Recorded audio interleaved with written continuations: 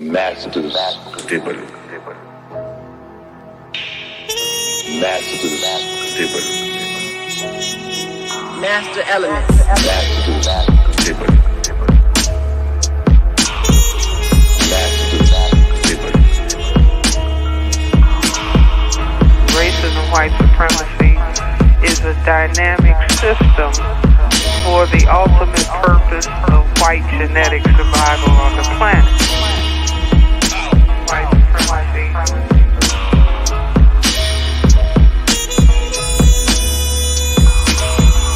You are in an evil system, a system that is designed deliberately to produce evil thoughts, to produce animosity, to produce violence. Introduction to African civilizations and man-garden civilization. Masters table. Masters table. Master elements. Masters table. Masters table. Master elements. We dedicate lives to the study of history. They didn't tell us that if you give up the land, you're going to take one of these things and it's worse and it will destroy your nation.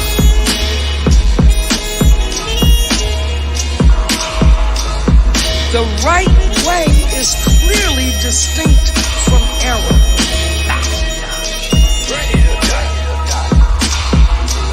Racism is a competitive relationship between groups of people who are competing for the ownership and control of resources, wealth, and power.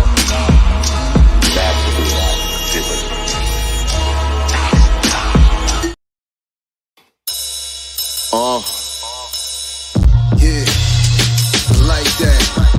Let's see what's in the God's mind. Listen. All right, we are here. All right, let's go. Quick little countdown, quick little introduction. Welcome, family. Welcome to another episode of Sincere Love the Godcast. Appreciate y'all checking in with us on another Sunday. Man, for those of y'all that don't know, I am the God Sincere Love, and I am here with my lovely co-host, Nicety Girl. What's going on? What's up, y'all? Happy Sunday. Yes, indeed. Some chick named Star in the building. Appreciate you. That's again, my cousin. family. That's my cousin. Indeed. Shout out to Cuzzo. Always on the check-in. Peace to the God. Shout out to Jesse Paris out there in Denver. Peace, peace, peace. What's up, Make sure that y'all do your due diligence as you're coming up in here. Hit the like button, hit the share button. Make sure you subscribe to our channel, especially the Godcast Enterprises channel. You might be watching us from the Sincere Love the God YouTube channel, and that is definitely cool.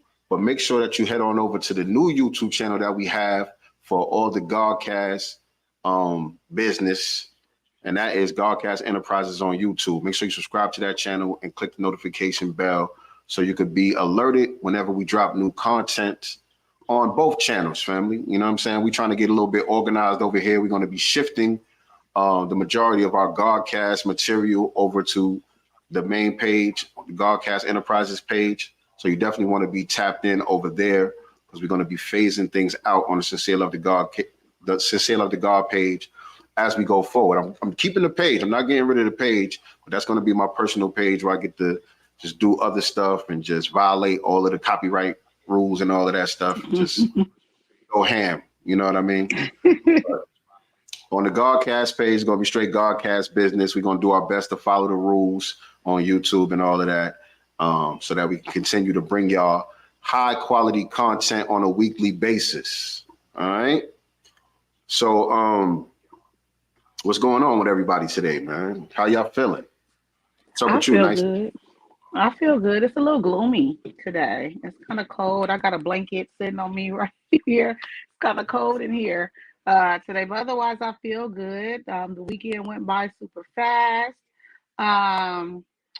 What I want to say. Oh, make sure that you guys have gotten are part of our package deal that we have promoting for 7 the Super Hey Rule. We do not want to forget that because that is going to be ending. So basically, you're getting 2 for 1. We do have a cool boredom busters activities book. 7 the Super Hey Rule Boredom Busters activity book that you will be getting for free when you buy volumes 2 of 7 the Super Hey Rule, 7's Big Chop. So make sure that you guys head on over to 7 the Super Hey Rules Instagram and click the link in the bio, or go to godcastbooks.com and place your order there. Godcastbooks.com and place your pre-order right there. Yes, indeed. And like she said, that is our Cyber Week sale still going. We extended it so you guys still have time to order and take advantage of our Cyber Week discount, where you're getting, you're going to pre-order the new book, 7's Big Chop, and you're going to get a free activity book to go with it if you order now. Let me grab this link here so I could put it in the chat for y'all. Hold on a second. Yeah, it's gonna be so cool. The Boredom Busters, you know, No, that's not the one. The Boredom Busters, you guys are gonna love that one. I think that what we created is so dope. The kids are gonna have a good time. I think the parents are also gonna want to participate in the Boredom Busters. They're gonna be like, "Look, you ain't playing with it. Let me have that." And playing around with that. So yeah, Nah, for real. the Boredom Busters activity books is so dope, and I'm super excited for everyone to receive, you know, their orders. And you know, of course, when you do, take photos and tag us and let us know when you get it and how you like it. Reviews are welcome. For real, for real. And I had the wrong link, y'all. I'm trying to get the right link for y'all. 1 second. So yeah, that is gonna be so fun. What else do we have? Oh, December 16th at the Hidden History Museum. Tariq is going to have an Arrested Suspect event there. So if you have not gotten your tickets there, if you're going to be in LA or if you're already in LA, looks like we're going to be vibing out again with our brother Dewambi, Tariq Nasheed, for an Arrested Suspect event at the Hidden History Museum. And that is going to be on December the 16th. I got my ticket, you know, so pull up, family, pull up. This is going to be fun. All right. And Star dropped the link to our website. You could definitely order the book, pre-order the book off our website there. But I gave y'all the direct link for the pre-order and for the Cyber Week sale that we got going right now. It's in the chat. So click on that link. Y'all got till like midnight tomorrow to take advantage of the sale. 2 for 1. 2 for 1. Grab that. Grab that. What else? What else? So we have the Arrested Suspect event coming up at the Hidden History Museum on the 16th. We have our cyber sale, which is going to be ended at midnight. So make sure you guys jump on that. And obviously the music, hello. Make sure that you guys are streaming or purchasing Sincere's music on all streaming platforms. You can type in his name, Sincere Love of God, or DJ RP Beats, and find all his music. I, of course, ask that you guys buy the physical copy, and also buy the merch. But of course, you can. No. Hold on, no more. Physical copies are sold out. Oh wow! If you snooze, you lose. You know what I'm saying? Physical copies is sold out. And I know people been hitting up RP. RP been harassing me about the next project. Already? I don't know. That's all I can tell you. I don't know. When we make some shit, we'll drop some shit. But right now, I don't know. I ain't got no updates for y'all. I ain't got nothing to tell y'all. Go stream the Spear and the Shield. Go stream the Master's Table. Go to my SoundCloud. It's a bunch of shit that y'all never heard that y'all ain't up on. So go check it out. But we will drop some new music in the future. I don't know when. Appreciate that. The Master's Table is still new, by the way. Yeah. The Master's Table is still new. So if y'all want new, head on over to and stream the Master's Table. That's new. That's the new. But I appreciate it. Melanie on Code said the music be slapping. Thanks. Yes, indeed. Appreciate that. Yeah. Yes. Man, so we got a lot to talk to y'all about today, of course. We're going to catch up on all of the current events and things like that. Mainly, we talking about what's going on with the Democrats, the Democrats, the Democrats, whatever you want to call these people who keep trying to run this game on us, trying to trick us to the polls to continue to support them in exchange for nothing at all. Nothing. And they having a little trouble right now. So there's a lot of trouble in paradise for the Democrats right now. They don't know what to do. They're being forced to admit that their voter base is slipping away. They are in trouble when it comes to the black vote. They're also having another problem with a potential candidate to run if Joe Biden is not able to make it. Because as y'all know, he is getting hella old out here and senile. Yes. Right. He's falling apart. He's falling apart. And they ain't got nobody else that they could put out there that they feel confident with and strong, you know what I mean, that they really gonna get the galvanized support behind. And so that's the main topic that we're gonna be talking about today. We got an article that we're gonna pull up talking about that a little bit later on. But some of the stuff that's going out here in the social media streets, man. We talked last couple of weeks, we were talking about the issues with Diddy and Jamie Foxx and all these people who've been getting accused of these sexual accusations. And there's still been a lot of stuff going on with that. So I guess we could start there, right? Yeah, I mean, I think we touched on it a little bit last week, but a lot of Sean Combs deals are being pulled out of stores. You know, a lot of people are kind of turning their backs. I don't know if you guys saw the viral clip of Linnell, the comedian Linnell. She was somewhere and there was a like poster of Diddy and Bad Boys, and she like wrote some devil horns on there and stuff. So a lot of people, including black people, are kind of, I guess, canceling Diddy about these accusations. My thing is, why does something like this have to come out publicly in order for you guys to do that? Everybody was riding the horse when it was cool to ride the horse, even though a lot of the stuff that we heard isn't new stuff. And I think for me, that's my issue with a lot of the people that call themselves turning their backs on him. Not to say that they shouldn't, you know what I'm saying? But you guys are on the inside. You guys have been to these parties. You guys have witnessed a lot of things. And you guys stood beside him, cheesing, skinning, grinning, everything until it was safe, I guess, for you guys to cancel him. I'm confused about that. And I don't like it. I don't like how people move out here. Right. And I feel you on that. You know what I'm saying? Particularly when it comes to a lot of celebrities who are speaking out now, a lot of insiders, former Bad Boy artists and people who've been around Diddy, bodyguards and all this stuff. Even though his one bodyguard, Gene Dale, even though he didn't wait till it was a popular thing, he's been going in on Diddy for years now. Yeah. You know what I'm saying? But even still with that, when I listen to some of the clips, and I don't really listen to much of it like that, but obviously it's viral, you know, it's up and down your timeline all day long. And when I do see some of the clips, even with Gene Dill, to me, it's revealing about their participation. You know what I'm saying? They was down with it while they were benefiting from it. It's just that now that they're bitter because they didn't get whatever they thought they were supposed to get out of the situation. You know, Diddy's out here, you know, billionaire status, you know, still living his best life, you know what I mean? Popping bottles and you know, running around with some of the baddest chicks in the world out here. And some of these people, I guess they feel like they deserve that spot, you know what I'm saying? Or he doesn't deserve that spot or whatever it is. And now they call themselves going in on him, throwing him under the bus. But when I'm listening to them, I'm like, nigga, you was down with it.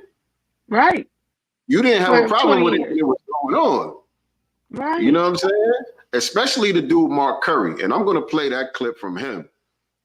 I'm just going to play the one that I'm going to play the clip from Mark Curry because he exemplifies this the most to me. This is the true definition of bitch assness. In my opinion, this nigga is a hoe. Not because I'm caping for Diddy or I'm mad that he's blowing up the spot on Diddy or nothing like that. No, it don't got nothing to do with that. I'm just listening to what he's saying. And I'm like, you implementing yourself. Right. Same thing with R. Kelly to me. It's a lot of people that should be in jail with him, in my opinion. Right. Exactly. Parents included. Exactly. It's like I was saying on the last couple broadcast that we did, I'm like, I just find it hard to believe that so many people who knew what was going on never said anything. Nothing. Or haven't been saying anything. You know what I'm saying?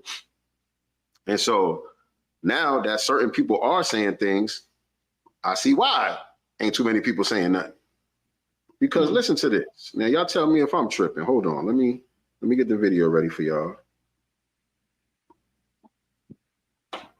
Hold on. I can take off the mute button and share this to the screen.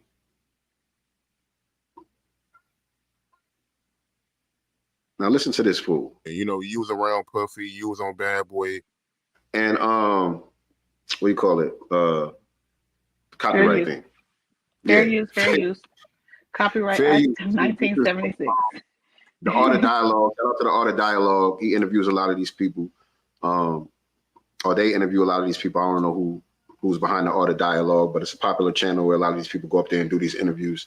And so this is Mark Curry on the Art of Dialogue. Fair use. You know, looking at this lawsuit, Cassie, she claims that her and Diddy had freak off sessions where they would get a male prostitute. You talking about the freak? Now look, that right there, how eager he is to come spill the tea, right? Right. He didn't even let the man get the question out. He was ready. You know what I'm saying? He just heard a couple key words and he's so eager to spill the tea. Whole shit, in my opinion.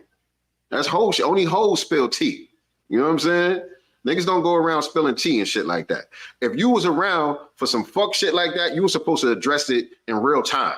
Real time. You know what I'm saying? We talk about these women who come out with these accusations decades later, and people say, you know, well, maybe they were afraid or whatever. You know what I'm saying? But you were a grown ass man. You know what I'm saying? What was you afraid of? Right. Not getting his career. It was good as long as I'm reaping the benefits. Right. So you was okay with, not only okay with it, because when I listened to him, he was participating in it. I'm gonna let him finish, but I just wanted to point out how eager he was. Like, dude ain't even finished the question. Oh, you talking about the freak off? Like, damn, homie. Freak off session where they used to do in the studio and all of that over different entertainers' houses and stuff, where they be having them parties where they won't invite you to. And they'd be like, we having a party tonight, but this ain't your kind of party. You'd be like, yeah, I ain't going. I don't want to go. Freak off parties, when you go in there and it'd be, yo, let me tell you something. We used to. Hold on. Let me stop right there. Who's we? Because I was just about to point that out, because at first it was they. Mm-hmm. He kept saying they. Oh, the parties that they be having in the studio and at celebrities' houses, they don't invite you. It was they. And so now when he loosened up his shoulders, he got real comfortable. He start getting real loose. That's when he slipped. That's when he started slipping up. Now it's we. Now it's we. Pay attention. You go in the club. We go into the nightclub, right? And we go and get to the VIP. All of these girls come around the VIP and they just be standing there. And like, let me tell you something, man. I'm going to get back with you. We got to rewind this back. Look. We used to go to when we go to the club, we used to have these bottles, right? And on this bottle, they be regular. Hold up. We used to have these bottles, right? Moet bottles. On them bottles right there, they've been to have something to make the girls be real slippery and all of this kind of stuff. So when you get up, they be like, don't touch them bottles right there and only drink them bottles right there. So now they drugging bitches. If I'm in the VIP, if I'm at this party and say, I don't know that they be putting Mickeys in these bottles or whatever the case may be, but somebody comes up to us and tells us, yo, don't fuck with those bottles right there. That's for the girls. There's some extra shit in there for the girls. Y'all just fuck with these bottles over here. Me, I'm out of here. Period. I'm not with this. I'm not with none of this shit. I'm just speaking for myself. I even as a regular dude, I never had no big money balling out of control or nothing like that. I ain't never been no dusty bum ass nigga, but I ain't never been the big baller nigga either. And it always been fairly easy to get some draws. I'm just saying. It's not that hard to holler at a chick and, you know, have a conversation, buy a couple drinks or whatever the case may be. It's not that hard. Like, I don't got to put nothing in your drink and try to trick you and drug you and all of that. Like, so I don't understand people of their status going that route. Like the girls is already ready. Right. They Y'all see you in celebrities. VIP. Right. Yeah, they already ready. What's all this extra shit for? So me personally, that's my cue. And let's be I'm outta clear, here. even if they were not celebrities, the fact that you are in the VIP section, you got these bottles and stuff like that, certain types of girls are just attracted to that. So all you got to do is invite them over, and you're going to get what you're going to get if that's what you're there for, without drugging them. All consensual. Right. What's wrong with your mouthpiece, my nigga? Right. Don't understand that one at all. And so, mind you, he's saying he knows, he's aware of what's going on. Oh, they come tell us, don't touch these bottles over here. That's for the girls. Y'all only mess with these bottles over here. But what does he do? So we already knew what the drill was. You just don't mess. You already knew what the drill was. Goofy. Where's the goofball.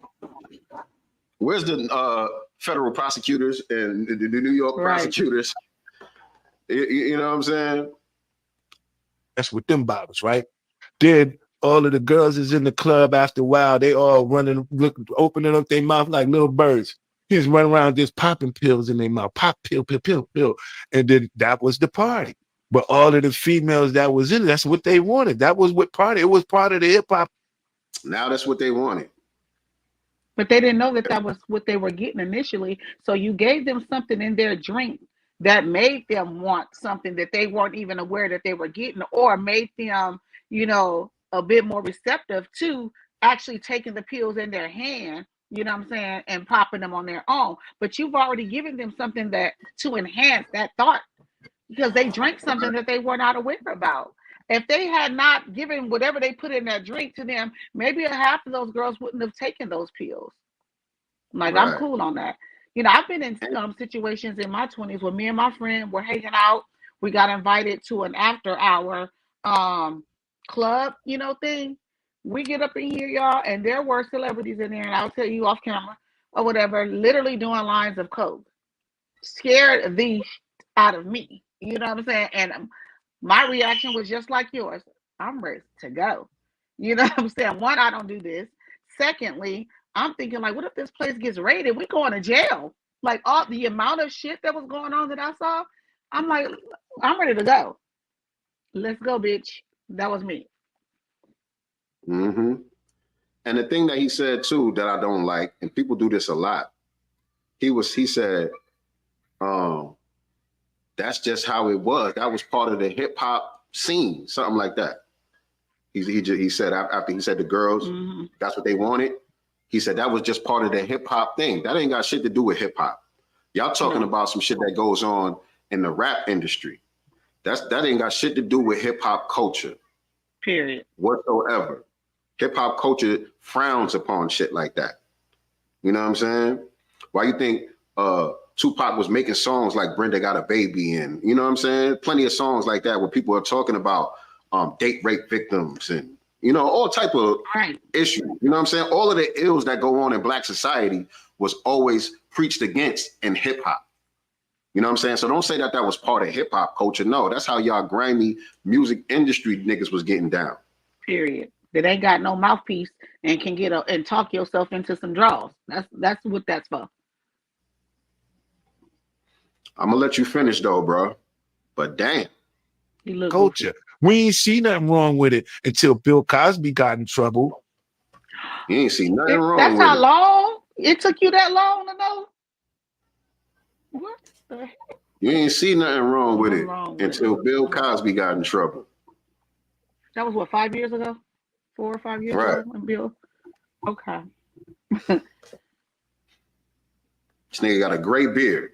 You just now figuring out date rape is not okay. Right.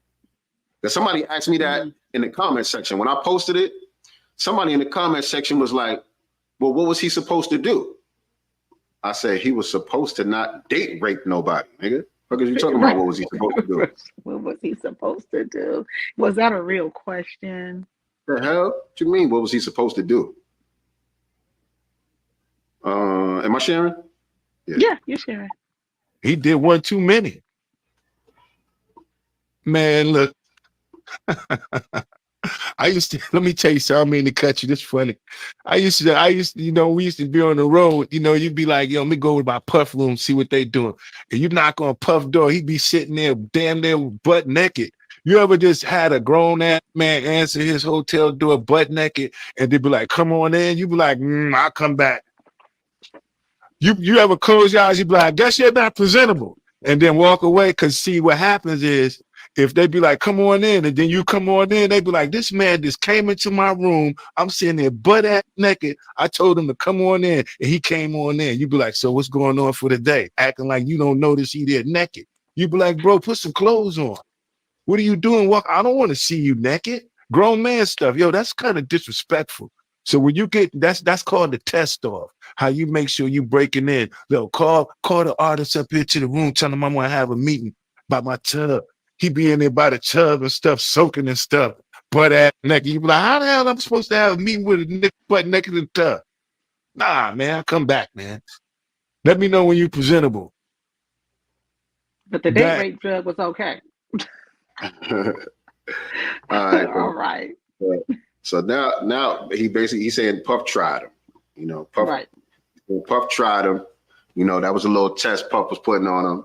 And then after he came out with that, I think it was after, I seen a clip of Columbus Short kind of co-signing that. Oh yeah. So Short, let me see if I got that one real quick. Let me see if I pull that one. And what about that other clip? And I forget who it was who said that they got called over there to Puff's crib. Another artist was there and it was a dildo or something like that. And the dude was like, no, that's not mine. Talking about Mason Can. Yeah. And he was like, nah, man, first of all, it's in your room. This ain't even in, you know what I'm saying, Sean's room. This is in your room. So I'm trying to figure out how to get in here. You know what I'm saying? Like, weird stuff like that. Because I mean, my thing is, even if you got there, he invited you over, you know y'all gonna be at the studio all night. He give you a room, you know, for you to sleep in, and you go in your bathroom, and this is here. I'm going to get this dude. Yo, can you come get your thing? Because I don't want it in my bathroom. You know, as a guest, I don't want this. I don't want to touch it. I don't want to see it while I'm using the bathroom, especially as a man. Like, why is this in my bathroom? Right. You just left it there. So like, would you move it or ask it to be moved? So you asking me? Yeah, if you go in there, you at your guy's crib, you know you stand over there because y'all gonna be at his home studio or whatever. So you stand at the crib. He said, "This is your room. This is your bathroom over here." You go in there, you unpacking your stuff or whatever. It's a dildo sitting on top of the counter. Aren't you gonna be like, "Yo, Puff, can you come get this thing?" Or tell the nanny about to roast the shit out this nigga. You about to roast the shit out this nigga. You about to get roasted into oblivion. And you coming to get it, and you got to get it out of here. It don't matter what was going on. I mean, you could have been freaking off with some chicks. You know what I'm saying? Some niggas use toys and shit like that. You could have been freaking off with some chicks. It ain't necessarily had to be no homo shit, but it's gonna be some homo shit. You know what I'm saying? The way we go, it ain't gotta be, but it's gonna be. That's just how we go. That's how we gonna carry it. You know what I'm saying? But so I can't find the clip, but Columbus Short made a video and he said, that shit they saying about Puff is true because he tried me one time. This is Columbus Short talking. Yeah. So he said it was after BET Awards one night. He didn't go to the award show. He stayed at home. He in the bed with his lady. It's like 1, 2 in the morning, something like that. Phone rings, unidentified caller. So his chick start tripping like, yo, what bitch you got calling you 1 o'clock in the morning? Pick up the phone, nigga. Pick up the phone. Why you ain't answering the phone? So he picked up the phone. It's Puff. I found it. And so Puff, on some, yo, man, I ain't see you at the award show tonight, daddy. You know, Puff like calling niggas daddy, right? I ain't see you at the award show tonight, daddy. You know, what happened to you? Oh, you back. And so he like, oh, no, I stayed home, man. I'm at the crib, man. I'm in the bed with my lady and shit. And so he said, Diddy was like, well, I forgot what hotel, but you know, he said, yo, I'm down at the Four Seasons. And so Columbus Short like, oh, word, who all there and shit? He like, just me. And that was the end of the video. The video that also, it went off after that. Just me. It's in the materials if you want to play. It's there? It. Yeah. Okay, yeah, I want to play. I want to play it. Thank you, Star. And so, yeah, here go Columbus Short right here. Hold on. Columbus Short said, I'm snitching. Y'all done kicked me out the industry. Y'all done blackballed me from the industry and all that. I can't get no more movie roles or nothing. I'm snitching. There go Columbus Short. I'm snitching in the kitchen. Diddy. Gotta tell on him. He tried it on me. So I know it's true. I was married, my ex-wife. I got a phone call in the middle of the night, about 2:30 in the morning. It was my wife says, pick up the phone. It was an unknown number. Pick up the phone. What bitch is calling you? Who's calling you? Picked up the phone. It was Diddy. And he said, hey man, we didn't see what the BET Awards. You know, what you doing? I'm like, I'm in bed with my wife. He said, I'm at the Beverly Hills Hilton, the Beverly Hills Hotel. I said, what's up? I said, who over there? He said, just me. Just me. I'm snitching. So they say, you know, your man Puff got a hankering for pussy. They've been saying that forever. So again, that's not really nothing new either. But again, Columbus Short, why you ain't say nothing all this time? You know, right? Why'd you hold that down? Right. Why you wait till now? Well, that's my 50 thing. been saying something for a long time. 50 ain't let up off his neck since he offered to take him shopping. 50 is the number one troll. Number one. Gotta give it to him. He's a professional. Gotta give it to him. He's a professional. But the other shit, since we talking about Diddy too, one of our Black Business Showcase alumni,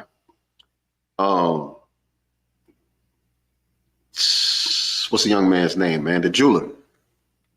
Oh yeah. Yeah. Fats the jeweler, who was a guest on our show, the Black Business Showcase. He's the youngest jeweler, I think, in the world or in the country, something like that. Yeah. He's out there in Chicago. He makes jewelry, he sells jewelry and all of that.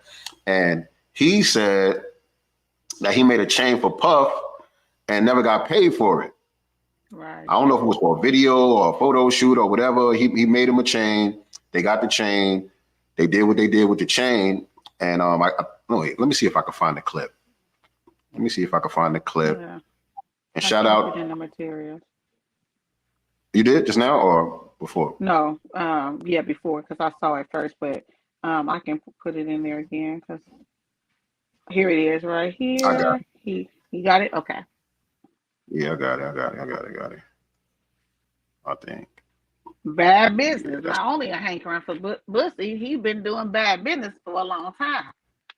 Not only with artists, but jewelers too. Yeah, and the thing is, you know, there's oversight sometimes, you know what I mean? But because I'm gonna let him talk. I'm gonna let him tell the story so y'all could. I don't think it's a video though. Oh, I think it's just a long video. caption. No, it's not a video. Yeah. All right, let me read it for y'all. But I'm gonna show you the thing. Boom.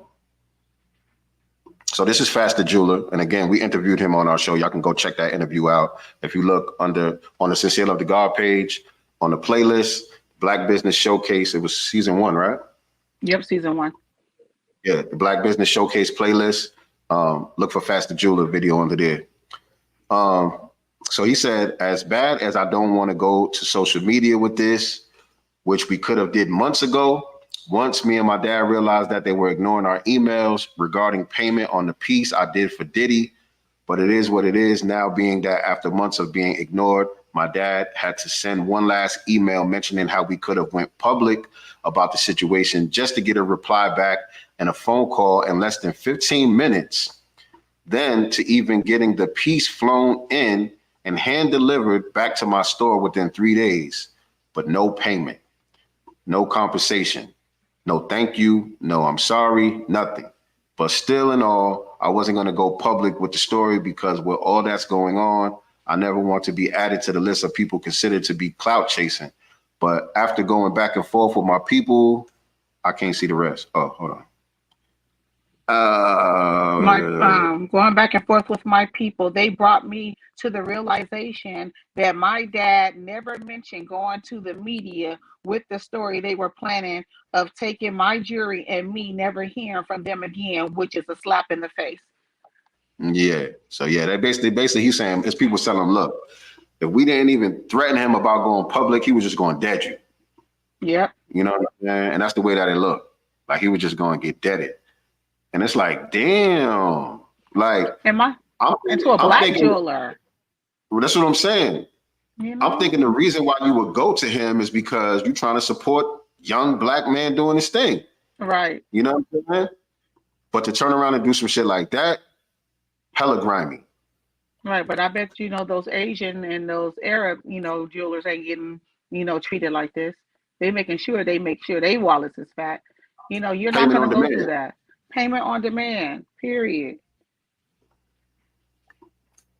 Payment on demand. So yeah, man, Diddy's name is real sour out here. And so now he's being forced to step down from his companies and everything. And so this is the last part of the story that I'm going to talk about with Diddy. But my thing was, I'm looking around and I'm saying, okay, when is Jimmy Iovine going to step down? Because Jimmy Iovine was recently accused of some sexual improprieties. Who else was it? I mean, there's just a lot. There's just a lot, They don't keep these white dudes' names in the headlines like that, so I'll be forgetting. Right. But it was a couple other people, non-black people, who were accused recently. And so far, it's only Diddy that I see settling out of court, stepping down from his companies and all of that stuff.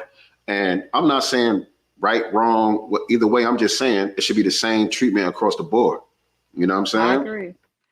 I agree, but we know that's not what it is. And these Negroes, when they get to a certain level, they think that they are above, or exempt, for, getting a nigga chain pulled. Right. Now, this one sister made a video about it, and it did make sense to me what she was saying about why he's had to settle so quickly and why he's stepping down from the companies and all of that. Let me see if I could just pull that up real quick. I think I put it in here. I don't know if I see this one. Huh? I said, I'm not sure if I saw this one. I might have not put it in here. But no, I don't think I put it in here. But basically what she was saying was that, oh no, here it is.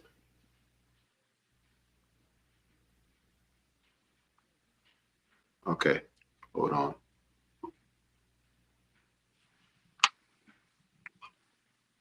Fair use, by the way, fair use. Her attorneys were really brilliant. They didn't sue just Diddy. They sued his corporations. They sure did. And they sued his corporations and sued in her capacity as an employee. When you do that, it triggers commercial liability insurance. Yeah. And it triggers another policy called directors and officers. Okay. And we know he's a director of these companies as the CEO. So now you got two policies.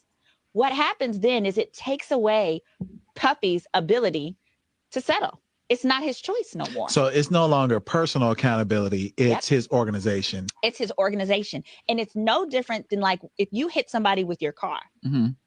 Let's say you have State Farm. Mm-hmm. State Farm gets to decide to settle, not you. You could say, I didn't run the stop sign. That's not true. They're lying. If State Farm says, we don't care, we did our investigation. Her attorneys were really brilliant. They didn't sue. That's it. That's what happened here. So because they added those claims, the corporate insurance carrier got to say, read over it and say, oh, hell no, we giving her the money. We're hearing you. Diddy's public reputation is done. It's done. Right. And if he wants to be able to leave anything to his children, he needs to walk away from all of these corporations. Damn, he can no longer be the head of his corporations.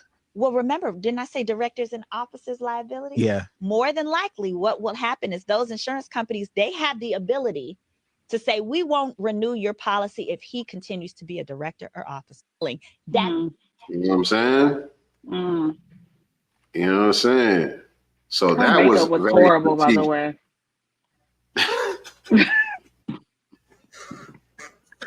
Sorry. What you I said her makeup was horrible, by the way. Very clownish. What's going on, Sun Kissed? How you doing? But yeah, that made sense right there. That was brilliant on the part of her lawyers to do it that way. But even still, this all, it's unsettling for me, man. Like I see a lot of people basically celebrating, you know, Diddy's downfall and the demise of Diddy. I'm not one of those people. I'm not really celebrating. I'm not caping for him, but I'm not really celebrating. I don't like to see this happen. You know what I mean? If he did these things that he's accused of, then justice should be served. You know what I'm saying? He should get whatever comes with that. But I'm just saying, like, overall, it's not something that I like to see, man. You know what I mean? No, of course not.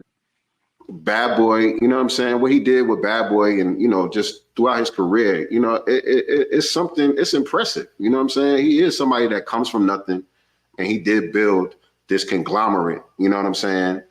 Whether you agree with how he went about it or whatever the case may be, it's still something, in my opinion, to be admired and saluted. You know what I mean? You could definitely learn a lot of game from somebody like Diddy. You know what I'm saying? And so I look at it from that angle, and also, like we always talk about, how there's a concerted effort to destroy the reputation and the image of Black male entertainers, and also to make sure that the wealth doesn't get passed down. And notice that's what she said. If he wants to be able to pass anything down to his children, then he's going to have to step down from all of these different companies and step away from all of these different companies and all of that.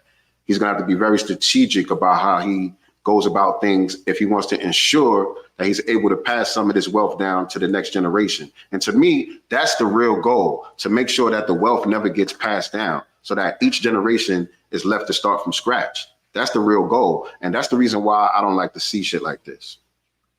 I agree.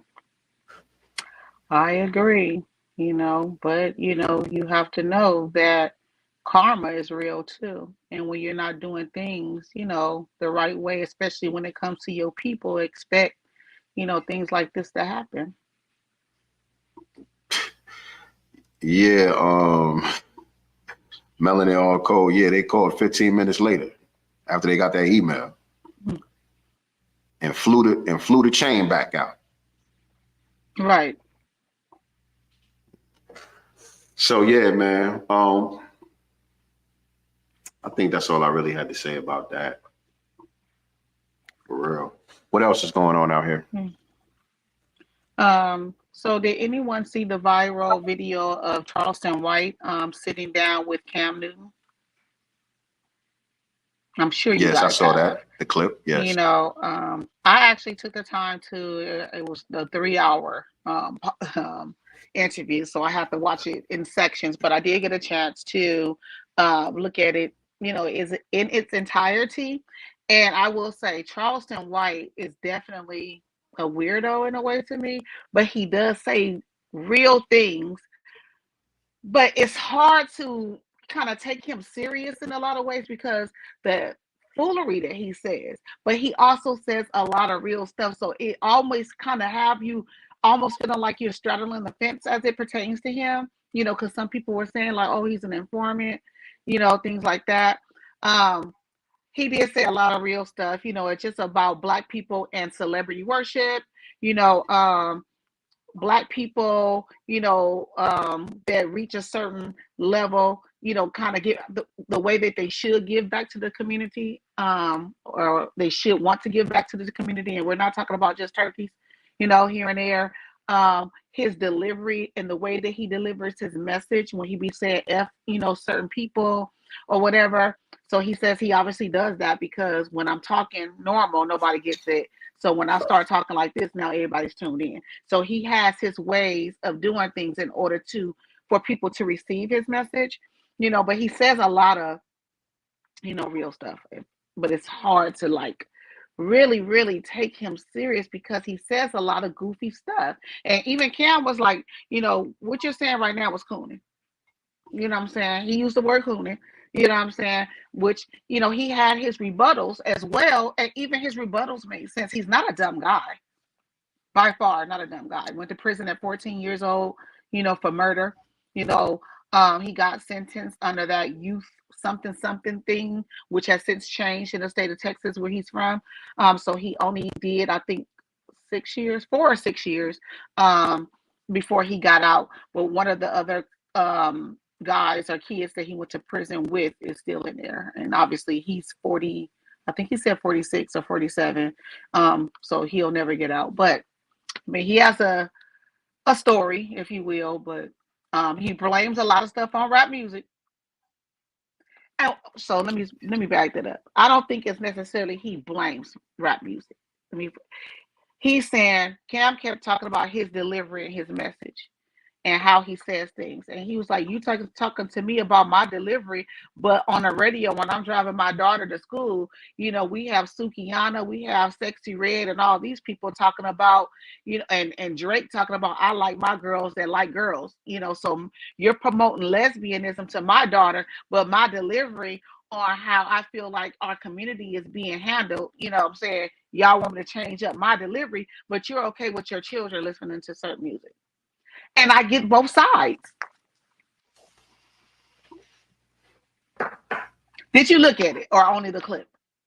I only saw the clip. Okay. And that's all I will probably ever see is the clip. It's a good interview. Let me just say this, man. Charleston White is a coon. All right, ain't no fence, ain't no gray area, ain't no nothing. Charleston White is a coon. All right. He's not coming from no sincere place and no real concern about the black family or none of that. Charleston White is a coon. Period. Point blank.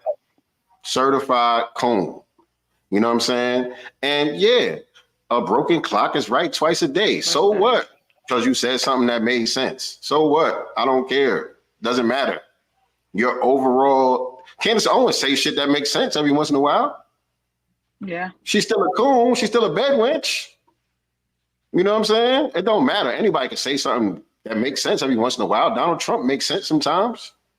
You know what I'm saying? It don't matter. I don't want to hear from no nigga that's coming from the place where he's coming from. He's not coming from a place of care and concern for the people. That delivery thing, that's not the issue with Charleston White. I feel like that was a softball that Cam threw at him to say, because Cam said, it's not a question whether you care about your people or not. Yes, it is a question whether you care about your people or not. Yes, it is a question. We don't believe it. You need more people. All right.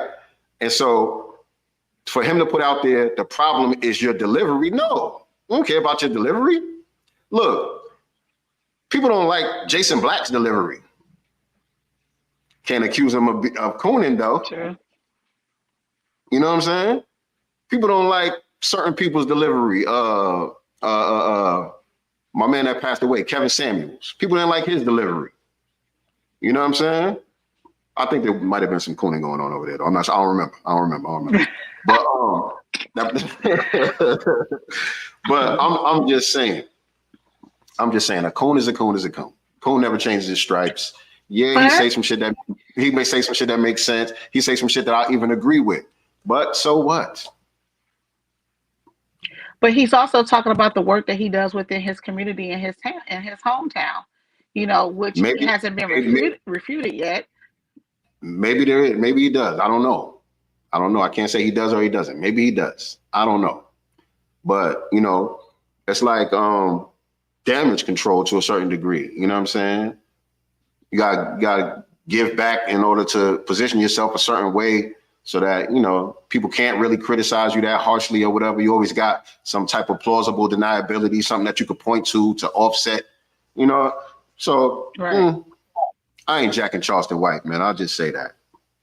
I ain't jacking Charleston White, man. Next. Well, there's that.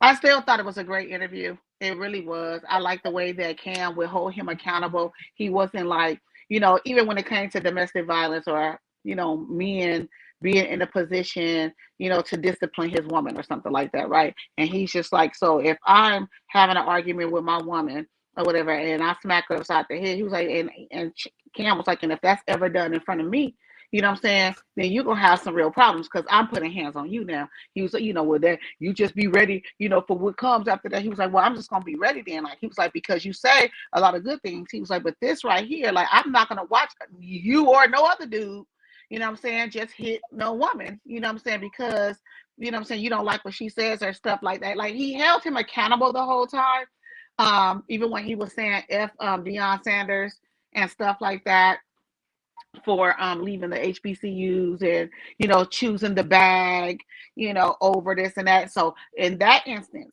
when it pertained to Deion Sanders and his decision to leave the Jackson State to go to Colorado, I don't like to hear no other man or a woman, but no other man pocket watch another man.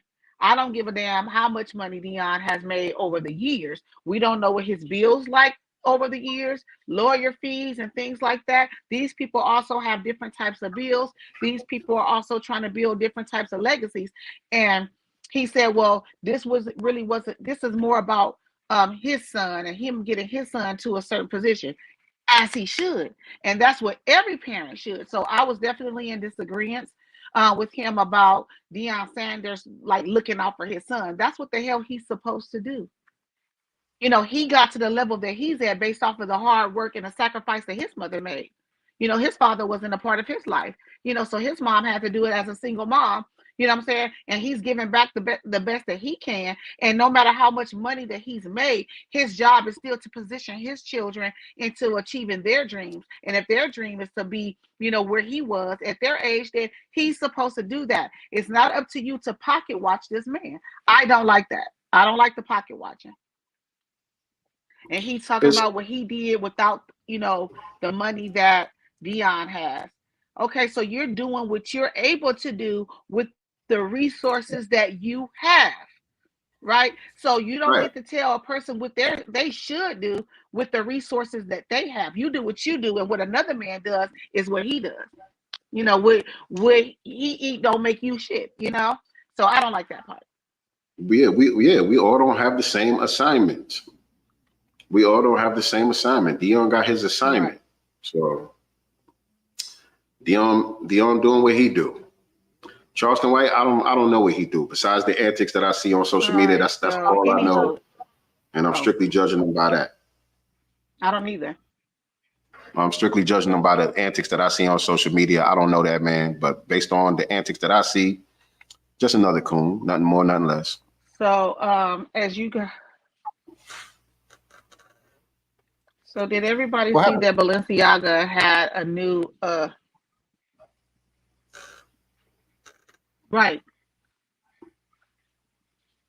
What happened? No. Hello? Can you hear me? I can hear you. Can you hear me? Yes. Oh no, my thing was glitching over here, and I was like, no, I thought it was gonna go out, but it didn't. I think you did go out for a second because I was like, wait, what happened?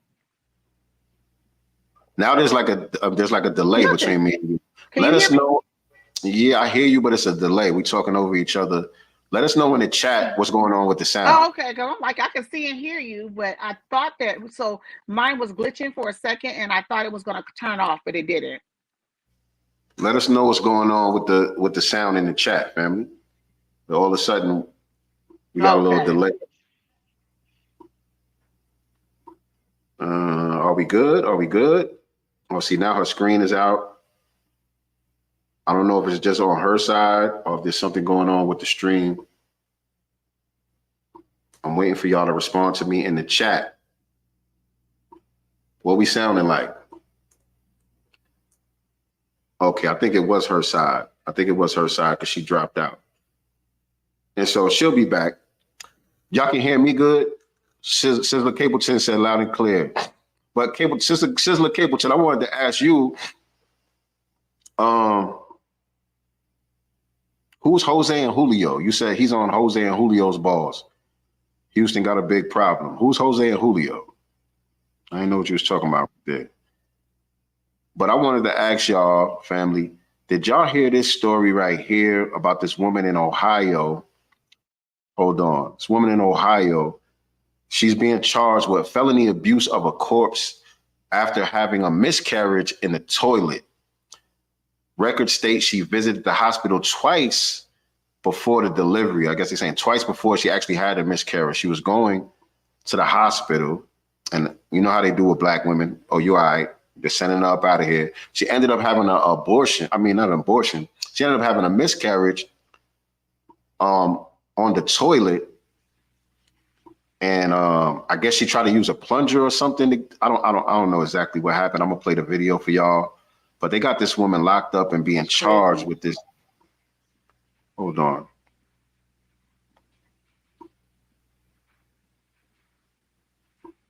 I just caught what you were saying, Sizzler. I see what you said.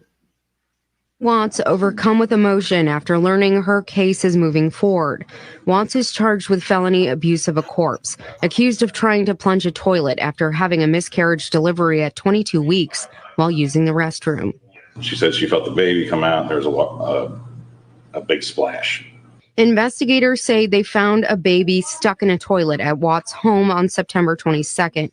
Forensic pathologist Dr. George Sturbins testified an autopsy found no injury to the fetus and that the unborn baby had died before passing through the birth canal. He says Watts' medical records showed she visited the hospital twice before the delivery. This fetus was going to be non-viable.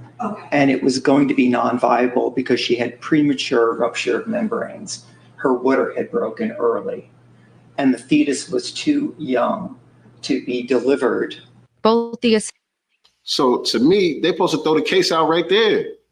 Right, but abortion's okay up until delivery now in some states. So I'm confused. Man. Like, why didn't the judge just throw it out right there? The forensic specialist is telling you, look, the baby was already dead. You know what I'm saying? The baby wasn't going to live. The girl didn't do nothing to the baby. There was no injuries to the baby, nothing. She went to the hospital twice because obviously she was having complications. Mm-hmm. They just kept sending her home.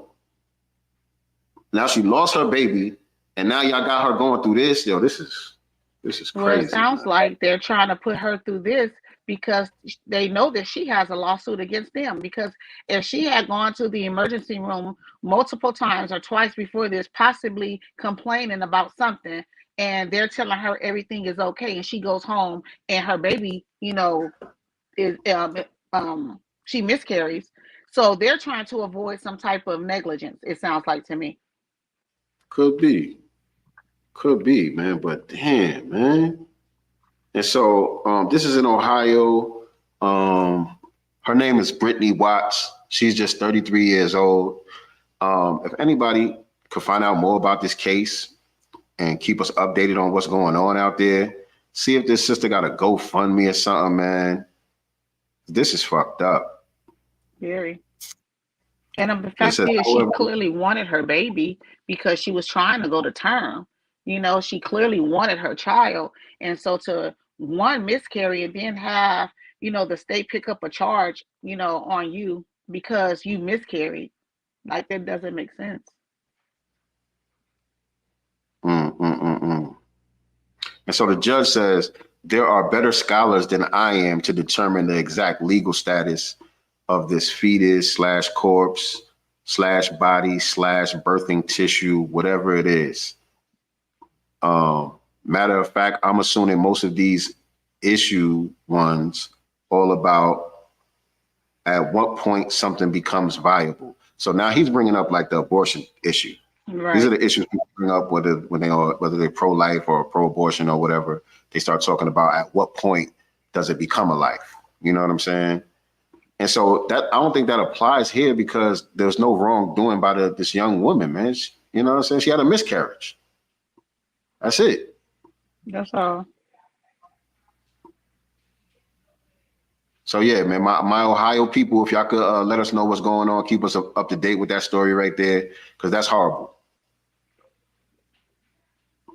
It is. It's very horrible. I wanted to bring up this case out here in Pasadena, California. Pasadena PD officer. She's a Black female officer who files a racial discrimination lawsuit alleging retaliation. It's in the materials. If you see that in there.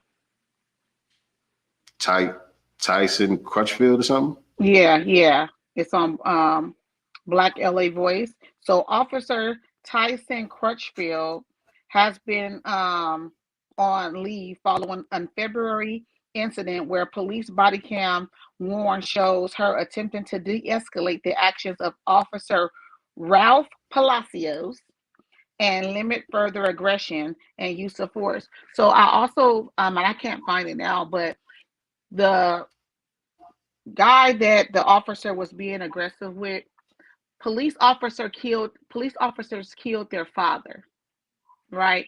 So he was basically having an emotional breakdown, like, my dad just died, blah blah blah, y'all did this to him. He's just talking, he's not being aggressive, he's just mouthing off at the officers.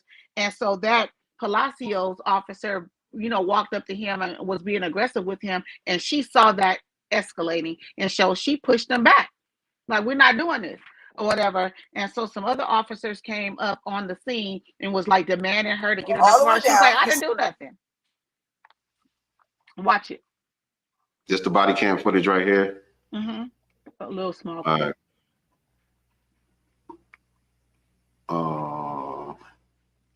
This is I don't even know who we were. No, because this one right here was the aggressive one. You're getting aggressive, my officer. Yeah. You know why? No, don't sit here and back the story up now. Don't do that. Don't do that.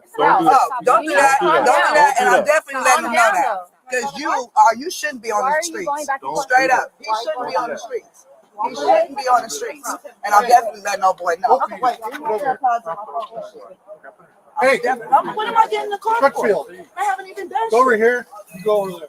I haven't even done Actually, shit. What am I go back getting to in the station car right for? now. Wait a minute. What am I getting in the car for? Crutchfield, go back to station. I'm leaving. I'm definitely letting no boy know. All the way down. You see? Hold on, because I need to see this again myself. I'm gonna play it again, y'all. Y'all don't even know who we were. No, because this one right here was the aggressive one. You're getting aggressive. Whose body camera are we looking for? I don't know. I don't think it's hers. That's her right there, camera. right? Yeah, it's not her body camera, but she has because they put her on administrative leave. She's on administrative leave now.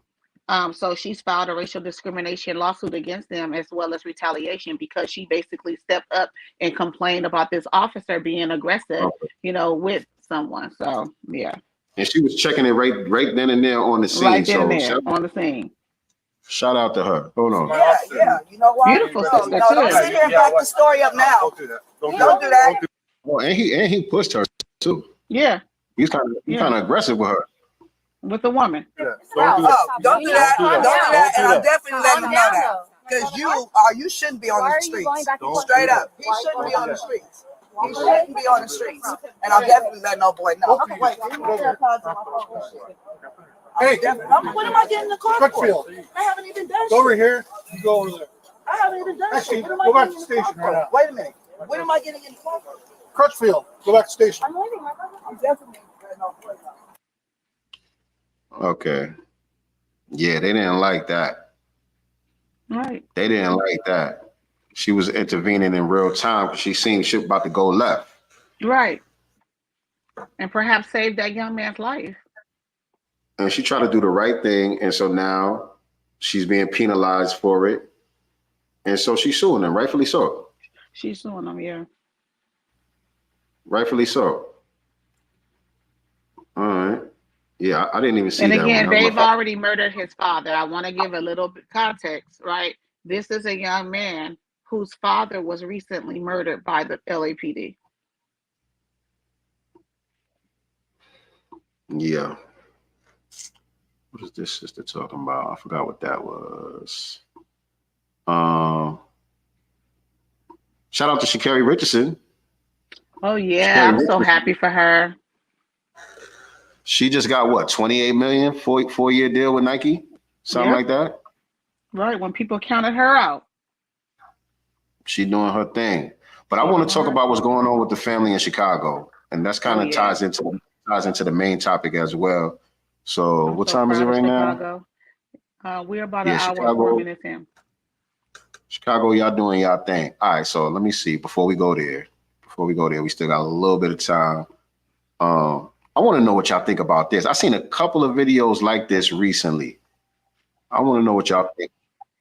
This young woman right here, she works with kids. She teaches ballet to kids, and she was calling out the parents. She was calling out the parents in this video about the way some of these new parents are raising the kids with no accountability, whatever. Let me just let her talk, and let me get y'all opinions. Let me know, y'all come on in the chat, and if you're watching this on the replay in the comment section, let me know y'all opinions on what this young woman is saying right here. All the parents, if you're a parent and your child is in pre-K to elementary school to high school, I'm calling you out. The children today, I have never experienced, and I'm 22. Having to teach and work with you guys as children has been the most traumatic experience of my life. I teach 5-year-olds ballet, 5-year-old girls ballet. I have a class of 10 students. They don't respect any authority. You ask them, can you stand in your designated spot? They're telling you no and shut up. They're throwing things at each other. They're throwing things at other people, other classmates. You say, can everybody sit in their spot? I don't want to. I'm not doing that. You don't get to tell me what to do. You're not my mom. You confront the parent. The parent tries to argue with you and fuss at you because you tried to reprimand and redirect their kid. I told a young little girl, please sit in your spot. You're not my mom. You don't tell me what to do. Okay. When her mom came to pick her up, I said, hey, your daughter's having a hard time following instructions. And 7 times today, I've had to redirect her to just sit in her spot. Well, clearly she didn't want to sit. And mind you, this is a mom. Clearly she didn't want to sit right there. So, I mean, if she's telling you she don't want to do something, why keep asking her to do it? You know she's not going to do it. A lot of y'all moms get down. What world do we live in? Like, what in you guys' brain as a parent says, my kid not following any directions is a great thing. It's not that serious, and y'all don't have a right to tell her what to do. It's sad. It's sad. It's really, really sad. And another thing that's heart-wrenching is horrifying. It is horrifying. Your 5-year-old daughters are asking to listen to Pound Town and Ski Yee. Your daughters, your 5-year-old daughters are asking, can we hear Pound Town? I'm playing them Princess Tiana ballet music. And they are asking me, can we hear Pound?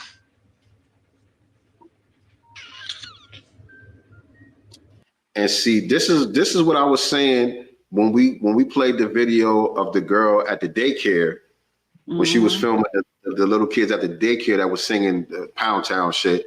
I was saying, because a lot of people was getting on the girl that made the video, and I was saying it looked to me like she was trying to expose it because this is what the kids are asking to listen to. Right. Because they hear you know it what I'm home. saying? And this is what this young woman is saying. She trying to teach them ballet. She playing stuff that's appropriate for their age so they could dance and learn the ballet moves. And they saying, throw on that Pound Town. And 5 years also, old. throw on Pound Town, and they lack discipline. You're bringing them to me because you want them to learn a form of discipline as well as the art of dance. And yet she don't want to. Well, you know what? You take this motherfucker home. That's just where I'm at with it as a teacher. You take this heifer home, and I'm keeping your deposit. Bye.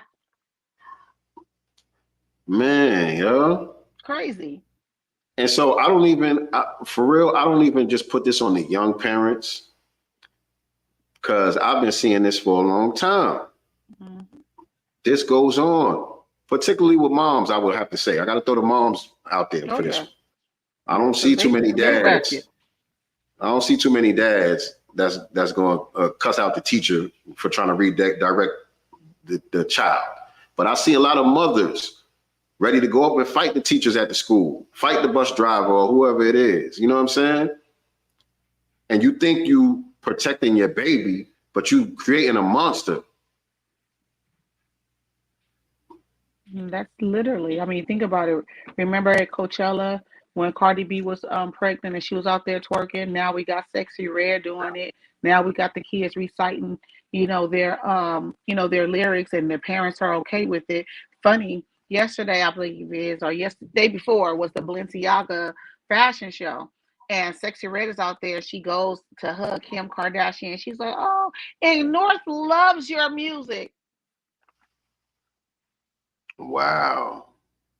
So again, we back at them kids, because remember, what was this? Not even a year ago, Balenciaga had a lot of, negative press because of the child pornography type of, imagery, that was going on with their designer. And now here we are. They had Lil Wayne out there, of course, Lil Kim Kardashian, Sexy Red, and a bunch of others out there supporting this very brand, that was showing kids being murdered and sexualized. And North loves your music. Man. And so mothers got to do better. I'm not even going to set this story up. I'm just going to play the video and y'all can leave y'all feedback. I ain't even going to set this one up. Say about the allegations against you. This is just your opportunity if you want to say anything. Did you have sex with your student? Fair use, by the way, fair use. I believe this is a local news segment. 26-year-old Gabriella Neufeld, she's on your screen, is a science teacher at South Mech High School. Police say she had... My daughter goes to North Mech. This is South Mecklenburg in Charlotte. My daughter goes to North Mecklenburg in Charlotte. Yeah. Sex with that student at least 5 times since mid-October. She was arrested Wednesday and bonded out of jail this morning. WBTV's Caroline Hicks was in court as she faced a judge for the first time today. Caroline, a lot happened in that courtroom. What did you learn? That's exactly right. Well, Gabriella Neufeld was in court today along with her family. There was also a group of her students in court. They did not speak, but prosecutors did reveal new details in this case. According to prosecutors, it was the student's mother who caught them in the act. They say the mother caught her son having sex with his teacher in a car. South Mecklenburg High School teacher Gabriella Neufeld is facing 5 felony counts of sexual activity with a student. According to prosecutors, the student's mother found out about the relationship around Thanksgiving. They say she was tracking her son's location when she noticed he was not at rugby practice on Wednesday. She drove to his location, Park Road Park in South Charlotte. Prosecutors say that's when she saw her son and his teacher. Anything you want to say about the allegations against? So nicely. She was molesting a white kid. I don't know. They didn't show the kid. Rugsby. Oh. He was playing Rugsby. Enough said. It might have been a white kid. Little white kid. Yeah, rugby. Yeah, but I'm saying so Ty Weezy tells you he's going, football practice or wherever he tell you he going one place. You check his location. He had another place. You pulling up on him? I'll call first. Depending on the age, I'll call. He's not answering the phone. He not answering the phone. He told you he's going one place. Okay, so now you pulling up on him. So now you pull up on him. And he in the car smashing the teacher. What's your next move? I'm snatching him off her and I'm beating her ass. I'll beat him when I get home. But yeah, I'm literally risking it all. That is not I'm whooping her ass. I'm laughing and it's not okay. You know what I'm saying? I'm laughing, but it's how I am. It's not okay. I know a lot of people, we look at boys kind of different. Like, even if you read the comment section, you got a lot of dudes and they're like, damn, what was these fine ass teachers when I was in school? They wasn't giving it up like that when I was in school. It was old and ugly when we was coming up. It's true. It's true. It was never a teacher that I even thought about. some shit like that. But yeah, they got some fine teachers now. They out here. They in the sexy red generation. Right. But yeah, man, you know what I'm saying? Some people say, you know, mom, let your son do what he do. You know what I mean? Whatever. No. Did they say how old he was? I don't think they said how old he was, but he's in high school. I don't think that. He's in high school. He's a high school student. She looks like she's probably 22, 23. She's a teacher, you know. She's a teacher. That's the thing to me the most. That's the thing to me the most, more than even the age thing. And I might be hypocritical right there because shit, when I was 15, 16, I had some grown women. They wasn't taking advantage of me. I wasn't molested. You know what I'm saying? Yes, they were. I wasn't molested. I'm just saying I was not molested. If you were 14, 15, 16, having sex with a grown woman, you were being molested. I wasn't. I was not being molested. I'll just say that. I wasn't Whether you were willing or not. If you were willing or not, you don't know any better. If you were a child better. And she was an adult, you do know better. Whether you were a willing participant, that is no. You do know better. You know exactly what's going on. You're 15, 16 years old. And back in my day, when we was 15, 16, it's a little different than some of the 15, 16-year-olds that I see now. They're more childlike than we were. When we were 16 years old, we was really doing a lot of grown man shit out here. I'm not saying it was right or whatever, but I'm just saying we was a little more advanced at that age. No, you know what I'm saying? The male brain does not develop till after 25. So you were being violated. It may have been fun to you at the time, and because you felt like you were a little bit more advanced as a teen, if she was a grown woman, were being violated. I don't agree with that. You were being violated. Based off my own experience, I don't agree with that. But at the same time, I do agree with you that it shouldn't be like a double standard, whether it's a teenage boy or girl. Because if it was a girl, we wouldn't even be having this conversation. Ain't no in between. If it was a girl and it was a man teacher that was smashing a 15, 16-year-old girl, ain't no other conversation to talk about. You know what I'm saying? So it is a double standard when it comes to that. And the only reason why I say that, like I said, is because of my own experience. I know for a fact that I wasn't victimized. You know what I'm saying? I knew exactly what the hell was going on. I was happy to be a part of what was going on. You know what I'm saying? And a couple of times, because it was more than one, a couple of times, these women didn't even know how old I was for real. And mind you, I had a goatee and everything since like 7th, 8th grade. You know what I'm saying? And all of my dudes that I was hanging out with, they were older. And so being that I'm with this crowd, people just assumed that I was that age. I'm out here doing the same things everybody else is doing. I carry myself a certain way. And so a couple of the girls didn't know. Because I remember one time, my main girl that I had at the time, she was like maybe 2 years older than me. I'm 15, she like 17. But I was messing with this girl that was like 23. And when her and my girl got into it, she told her how old I was. And the chick flipped out on me because she said I lied, which I never lied about my age. It didn't come up. I never said how old I was. And so she was upset with me, like, oh, nigga, you got me out here. You know what I'm saying? I didn't know you were 16. And so that happens sometimes, even with the girls. Because there was another chick, going back to the Diddy story and all that, Aaron Hall story and all that stuff we've been talking about. This one girl who was a video chick back in the days made a video recently, and she was talking about how she was working at big name strip clubs when she was 14, 15 years old. King of Diamonds, all these big name strip clubs. Yeah, with fake IDs. Yeah, she was around all these rappers, entertainers and all of that, and dudes didn't know how old she was. She had a baby at 15 by a nigga who was damn near 30. And she's saying he didn't know how old I was. He's not a child molester. You know what I'm saying? I was in a grown-up environment. I'm out here popping pee and all that. And I'm messing with this dude. I ended up getting pregnant, having this baby. Is he a predator? Or was I just grown?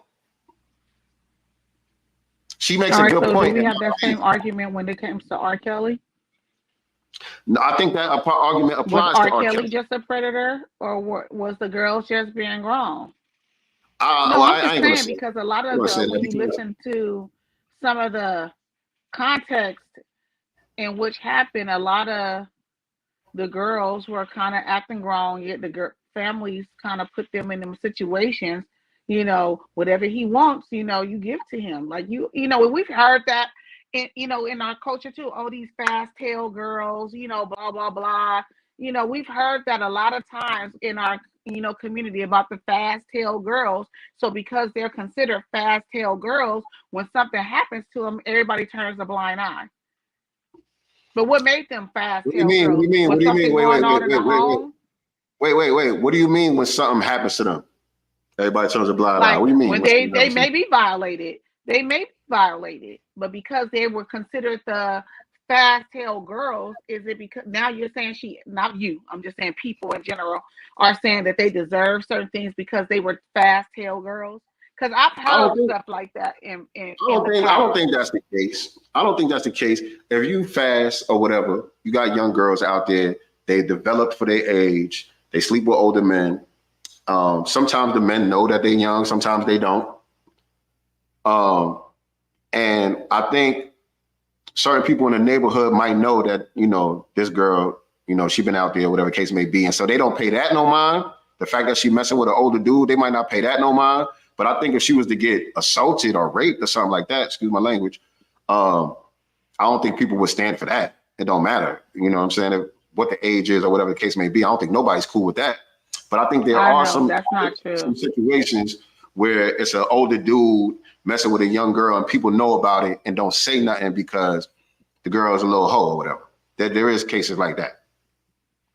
I used to have I used to live in this apartment complex, and there was this dude that lived over there. He sold dope, So he had all the nice cars. Older dude, probably 20 years older than me, at the time. And he would literally go in his BMW and different cars to either the middle schools or the high schools, flaunt his See, that's stuff. different. Most of the girls, for real, and a lot of times because the girls came from impoverished backgrounds, their mothers knew about it and encouraged it because he was giving them money. That's a predator. That's a predator, and the parents should be prosecuted too. I agree, and I've always said that he was very, very predatory. He had a lot of those young girls pregnant, all at the same time. Yeah, that's predatory.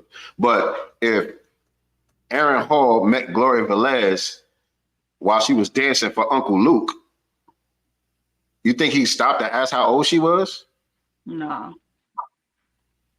You know what I mean? Because she's supposed to be of age. She's supposed to sign some type of clearance documents, et cetera, et cetera. I'm just going to assume that we all grown here. Now, once he got her pregnant. R. Kelly is different because it's a pattern. I think it's a pattern with all these niggas. This is just the one that's talking. Once she got pregnant, though, at 16 and had that child, at some point he learned of her age. I don't believe that he knew up front. At some point he learned of her age. She got pregnant she got pregnant at 16. So at some point he learned her age. Yeah, I agree with that. But what do you do now? It's your baby mother now. Yeah, she's 16, but now it's your baby mama. What you gonna do? So he has to also live with that stigma, though. Yes. He has to live with that stigma and is he a sex offender though? Is he a sex offender for that? Now he might be for some other shit, but I'm just saying for that. Is he a sex offender for that? For this incident, I don't think so, considering the environment in which he met her on a video shoot. She was being a fast tail girl, right? Because she's there with a fake ID. There's no parents that walked her in there. So she's presenting herself as a woman. So when he got involved with her, in his mind, she's a woman, right? A grown woman over the consenting age, right? Once he found out, though, I'm just like, how do you do that? Like now, because I don't know if they were still in a relationship once she got pregnant and had the baby and they broke up after the fact. I honestly don't know, what a person is supposed to do. I'll tell y'all, I had my first boyfriend when I was 16. He was 7 years older than me. But at the time that we met, I was 16 going into 17. He told me he was 19. I did not find out that he was 7 years older than me until he took me home to Florida to meet his parents, because he proposed to me when I was 18. We went to Florida to meet his parents, and they're like, where are you going with this girl's young? You know, she's young. You know what I'm saying? And I find out that he's 7 years older than me when I go meet his parents. Yes. But he told me he was 19 at the time. Yeah. He lied. He lied. So is he a predator? In that time, yeah. I mean, honestly, you know, we were obviously sexually active, everything. Yes. He's 7 years. I understand a year or two lie, but 7? Yeah. 7 years. You see that? See, now that's different. See, I think you were victimized in that situation. Yeah. Mm-hmm. I think you were victimized in that situation, but I don't agree. Star said she may have taught me to distrust women. What she did to me, nothing was done to me. Okay, I was doing. It was sincere. I'm sorry. Nothing was done to me. God damn it! I was outside. You gotta understand. I was outside. I had a conversation with someone else, a male, in these situations, and he was telling me the same thing. He would be dating older women, but they knew he was young. And he didn't feel like he was violating either, because he was like, well, they knew I was young, but I wanted to do it. And I'm like, no. One girl knew I was young. One girl knew I was young, but how it went down the first time, because this was my homeboy's older sister. And so I'm standing at his crib. We always hanging out, by the way, you know, because like I said, all my dudes was older. Everybody was hanging out before that. But I ended up crashing at my man's crib that night, and I slid up in her room. What was you doing in there? I was going in there to handle some business. I was going to handle some plumbing. There was some plumbing issues that needed to be taken care of. I was just going to do some plumbing. But yeah, it's not like she came and got me off the playground. You know what I'm saying? Like I was on the swing just minding my business, and she came and, you know what I mean, offered me some candy or something. No, we was grown. We was grown. Acting grown. You was acting grown. You was being mannish. Exactly. Well, in my case, me and this person are friends to this day, you know, to be honest. But yeah, when I think about it, Hines, and I've had the conversation obviously now, you know, like, bro, like, what did you lie for? And he even had like 3 kids, which I didn't know about either till later. You know, and at this point, I'm young. I think that I am madly in love, y'all. You know, madly in love, like all this stuff. So, you know, I didn't go nowhere. Yeah. That's different to me. That's different. Mm-hmm. I mean, even with my mom, you know, saying no, you don't need to see him, blah, blah, blah. Like, I was going to sneak and do it at that point because I thought that I was in love. It gets sticky, man. That's what I'm saying. It gets sticky. Everything is not black and white. God is in the nuances. That's just real, whether you like it or not. So anyway. So in Diddy's situation, having Cassie perform all these acts in front of guys or paying male escorts, you know, to, you know, have, you know, relations with her and him film it and stuff like that. What do we call that? I mean, obviously, I don't think it's predatory because she was of age. That's just pussy activity. That's just pussy activity. It's not. Can imagine. It's not no crime. Mm-hmm. You know what I'm saying? But that's his fetish or whatever. The only crime I think is if he coerced her or forced her to do something against her will.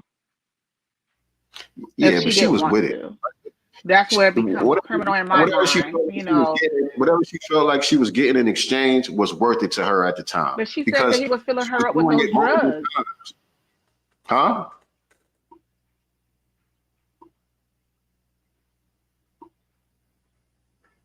It's lagging again, but go ahead. Say what?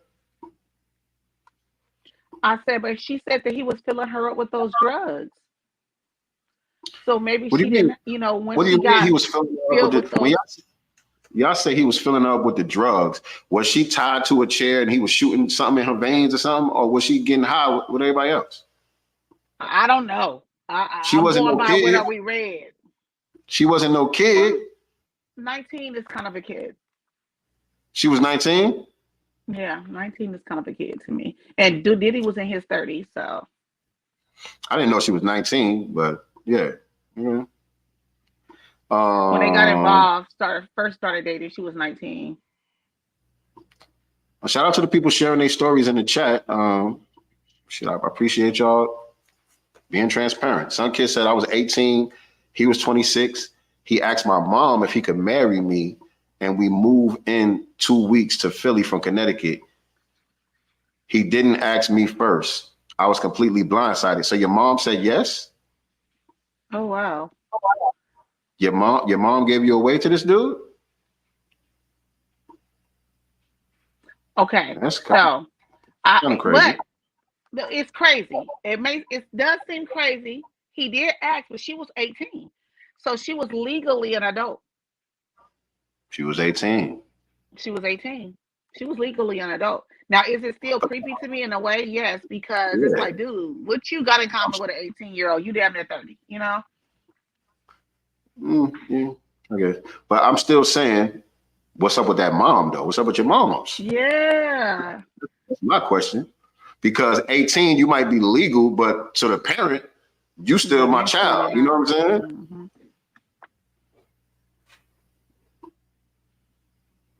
But I think sometimes the parents take that whole 18 thing a little far. Like, oh, you know, some kids don't even graduate till 18. You know what I'm saying? Like, my son was 18 for 3 months before he graduated high school. That didn't mean nothing to me. And some parents can't wait for you to get out the house.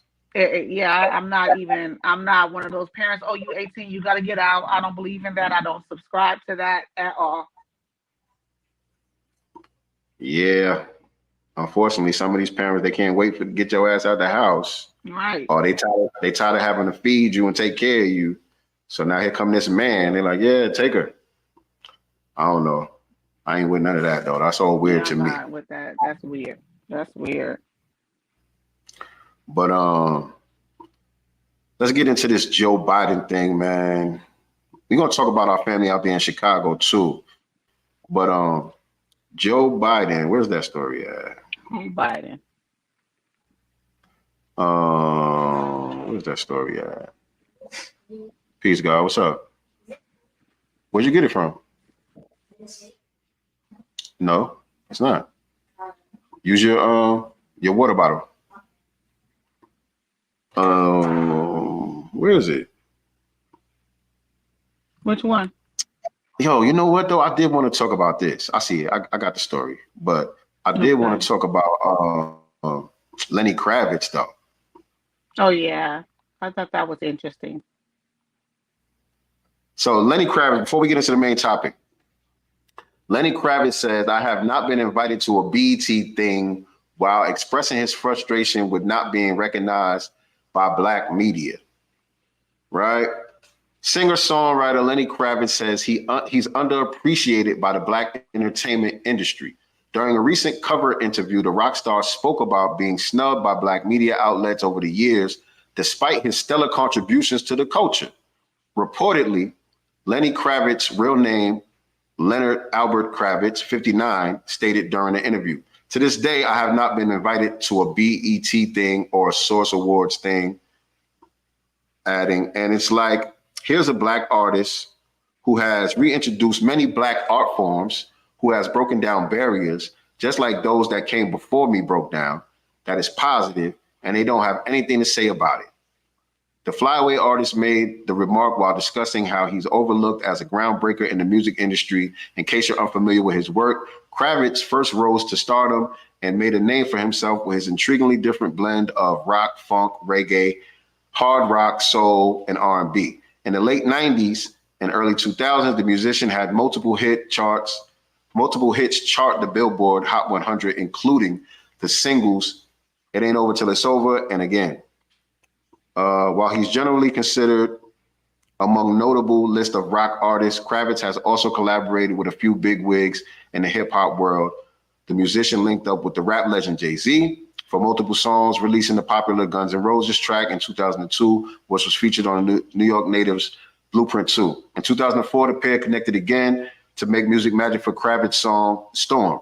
Kravitz has also earned several awards throughout his decades-long career, including accolades from the AMAs, MTV Video Music Awards, Radio Music Awards, and the British Awards. Additionally, he sold more than 40 million records worldwide. Despite all his success, however, the music artist is correct that there has been no recognition from Black entertainment awards such as BET, Soul Train, etc. I agree. And so I think that was very interesting. Very interesting. But I think that a lot of Black people, because he's not necessarily, I guess, a hip hop, R&B, in their opinion, funk artist, he's more rock. Perhaps I think people box him in a certain area when in all of it is our music, period. So he should have never been boxed, in a category where they didn't deem him Black enough, or it's not Black music, it's our music. So I agree with half of what you're saying. The problem isn't that Lenny Kravitz is in a box. First of all, we must point out that these entities are white-owned entities. BT, ain't no more Source Awards. I don't even know why he brought up the Source Awards. There ain't even no such thing as Source Awards. But all of these award shows are pretty much owned and controlled by white entities, right? And so it's not that Lenny Kravitz is in a box, it's that these white entities have us in a box. You know what I'm saying? They're only showing one aspect of who they say we are. You know what I'm saying? No, y'all the hip hoppers over here. That's Black culture. You know what I'm saying? When Black culture is extremely diverse. So we have Black artists who do rock music, who do country music, who do all these different art forms, which, like you pointed out, all were created by foundational Black Americans in the first place. We created these art forms in the first place. But once those art forms got gentrified and took over by the dominant society, now this is their way of gatekeeping it from us. Right. By not recognizing a Lenny Kravitz, because then they have to recognize our greatness within the art form. You know what I'm saying? So now we're going to keep that over here. We're going to keep that separate over here because we don't want Black kids to look at that and say, oh, I don't have to just be a rapper, or it's not just about shaking your ass and twerking and all that. Here's this guy with this guitar. I want to be like him. You know what I'm saying? So they're trying to narrow the imagination and the vision of Black children. That's what it's about. It's not about putting Lenny Kravitz in the box. It's about putting Black society in the box. To say, this is who you are. Lenny Kravitz is an anomaly, but he's not. Like he said, he's carrying on the tradition of many Black artists breaking down all these different barriers and these different genres. And so, yeah, man, I think Lenny Kravitz made a good point. He got a legitimate beef. But I seen some people saying like, man, Lenny Kravitz, he made music to cater to white people. So why is he surprised he not being recognized by the Black Award show if he never made music to cater to Black people? What do you mean? Right. Oh, there's some Black people like that type of music. Exactly. All Black people don't just like rap music.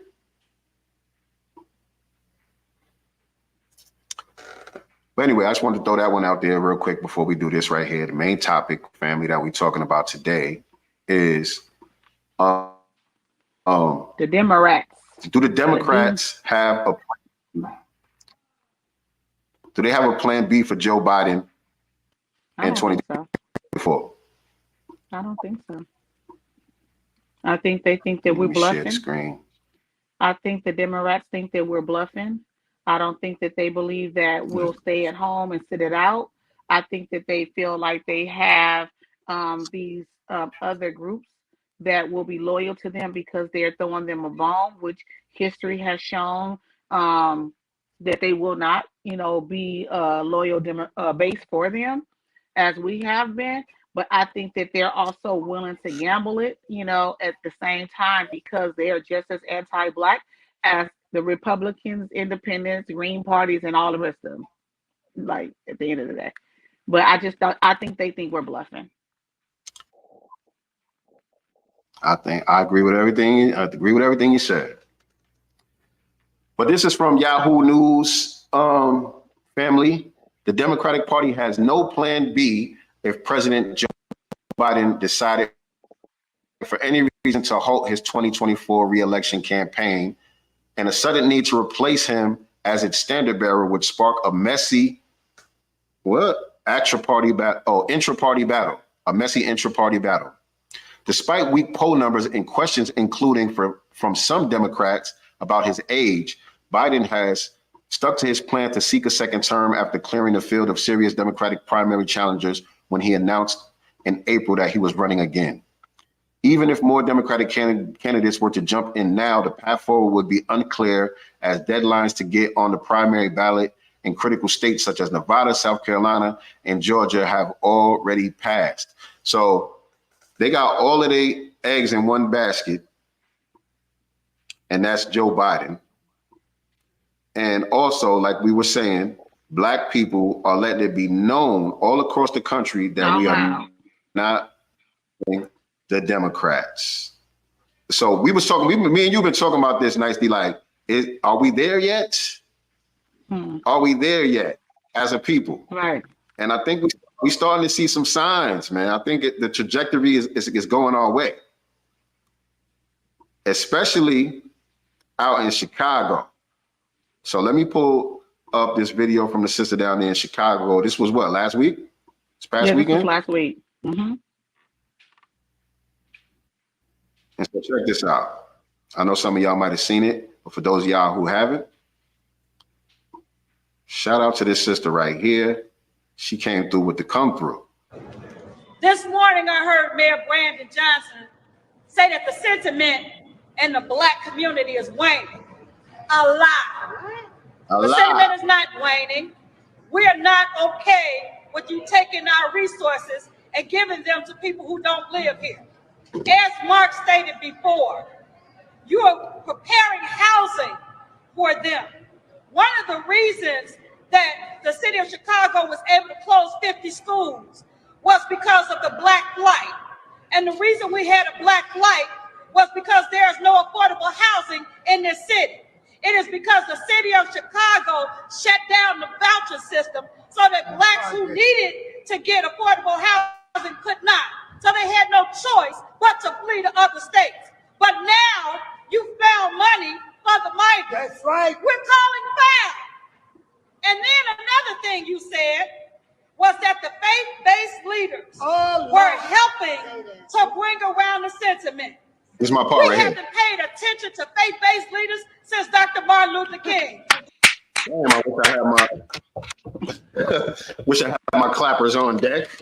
But that one right there, we ain't listened to faith-based leaders since Dr. Martin Luther King. Because they've been selling us out since him.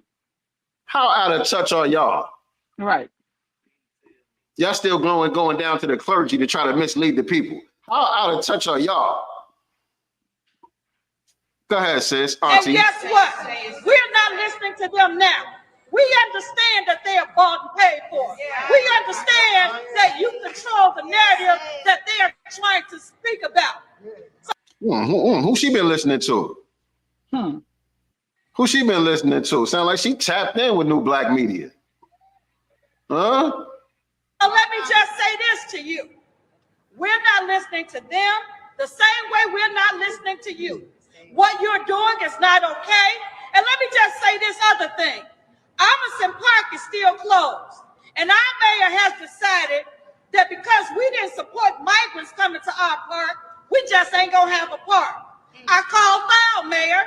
You love to stand around and talk about how you are a Black man. That's all you are, is a Black man. And we know that all Black folks ain't skin folks. And those of us who didn't know that, you're giving us a great lesson. So we thank you for that. No, the sentiment has not changed. We are still for Black people. We are still for this city supporting people getting the same set-asides that these migrants are getting. Oh, excuse me, not migrants, because what they are is illegal foreign nationals. Say it. Not migrants, but illegal foreign nationals. These are invaders that y'all bringing in here, sucking up all of our resources, allocating all type of funds and programs for them, undermining us specifically. Right. This lady is speaking truth to power. They are not migrants. They are not coming here legally. So just because you put lipstick on a pig, it's still going to be a pig. So we are not backing down. We were quiet for a minute. I know you thought that the sentiment has changed. It has not. And like I tried to remind people, not only did I support Brandon Johnson, not only did I campaign for Brandon Johnson, not only did I give him my money, but I want you to know two things. Number one, I'm not a fan. I have buyer's remorse. Number two, for any independent candidate in the city of Chicago, any Green Party candidate in the city of Chicago, and any Republican candidate in the city of Chicago, now is your time, because we are done with the Democratic Party. Brandon Johnson, Governor Pritzker, and President Biden have shown us what they think about the Black community all over this country. And so we're standing here today to say, okay, if that's what it is, we with it. We don't have to support the Democratic Party. Right. We don't have to continue to support people who are not going to support us. And the Democratic Party here in this city, in this state, and in this country is not supporting us. You got the Republicans on one side and the Democrats on the other side. Guess what? They're part of the same bird. That's right. With two wings. So it doesn't matter anymore which party we go with. But I'll tell you this, I'd rather deal with the snake that's outfitting himself of the Republican Party than the snake that's covered up in the Democratic Party. That's right. We're not going to continue to stand for this. We're not going to continue to allow our state representatives, our congressmen, our aldermen, and our mayor to let us know that we don't matter. Just like you're going to show us that we're going to matter, we're going to show you. It's going to be a great day in the city of Chicago when a Democratic convention comes here, and then they found out in March that a lot of Black voters took Republican ballots. Man. Boom. She said what she said. I mean, I just want to give her a hug, and I'm trying to come over for dinner because I know she can cook. God damn it. Not a hug. That's a cook right there. Man, I love it. And that was so refreshing. Yes. And the thing about it is she supported what's his name, Mayor Johnson out there in Chicago. Right. Brandon Johnson. She supported this man. She campaigned for him. She donated money to him. She was going hard. And she said she has buyer's remorse. And so this is the reason why I said I feel like the trajectory may be going in our direction, because this is someone who obviously he was elected when? Last year, the year before? Not even a year, I don't think. It wasn't even that long ago. Not even that long ago. So this is somebody who was recently, I ain't gonna say vote blue no matter who, but supporting the Democrats very recently. Right. Not just casually either, but with her mouth, with her money, her platform, she was going hard. And so for her to make that transition says a lot about where we are as a people. A lot. This is a sign to me of what's happening around the country. There's a lot of people having the same type of buyer's remorse. You know what I mean? Because we see that it's becoming so undeniable the way the Democrat Party has been getting down, particularly under this Biden administration. The disrespect has been so blatant. It's like you willfully ignorant if you're not peeping what's going on. Right. You know what I'm saying? Yo, you got some type of butter biscuit the game. Doesn't this remind you of that video from back in the 60s? I believe Malcolm X was doing like a talk show, and he said there will become a time when Black people will become politically mature. You know what I'm saying? And I think that, right now, I'm not saying we're all the way there, but Black people are becoming politically mature. We are. We're understanding that, voting is a transaction between both them giving us something in exchange for our vote. We're understanding that we're supposed to get something. We're not supposed to vote for someone just because they're Democrats. We're looking at what are we going to get, because we see all these other people getting. We're seeing us being pushed, like our sister Vicky Dillard says, to the back, further and back of the line, and other people are being pushed ahead of us. Well, I was already in line. You know what I'm saying? So why do you keep putting all these people ahead of us? You're right. So I think that Black people are slowly but surely waking up. I do believe that the younger people, have already awakened. I'm happy to see, she looks like she's not old, what I'm saying, but maybe, 50s or whatever. So when I see people of her age, kind of, getting on code in that way, it really, really, really makes me happy. Exactly. And I believe part of it is us getting more politically sophisticated, like you said, but it's also us having a cultural revolution and gaining more cultural pride as far as foundational Black Americans, looking at ourselves as a unique group, understanding what our unique issues are, what our unique needs are, you know what I'm saying? And galvanizing around that. You know what I'm saying? Right. Not just seeing ourselves as this minority coalition. People are seeing the anti-Blackness coming from the Asian community, coming from the Latino community, coming from the LGBT community. You know what I'm saying? These feminist, these white women's groups and things like that. People are seeing the anti-Black racism for themselves because of social media, Twitter, even TikTok and all of these different platforms where it's on your timeline day in, day out. You know what I'm saying? And so I think more and more of us are starting to realize that, even more than the ones who are becoming politically sophisticated. Those of us who are engaged, I think we're getting more sophisticated on politics. But just for the casual Black person who's just scrolling online, you know what I'm saying? I think it's more of a cultural revolution that's taking place, in the cultural self-esteem. Cultural self-esteem is enhancing now. I think that's what's taking place. People are starting to look at everybody sideways. Yeah, we looking at everybody sideways now. Like, hold up. For it. Yeah, because I don't know if you guys, anyone had a chance to listen to Tariq's Twitter space from last night, and it was one of those yo white dudes on there. You know what I'm saying? Honestly, he said what he was in the beginning, but he had that yo accent, and he was in the Houston area, and he was yo up until the point where Tariq said, "Do you support reparations?"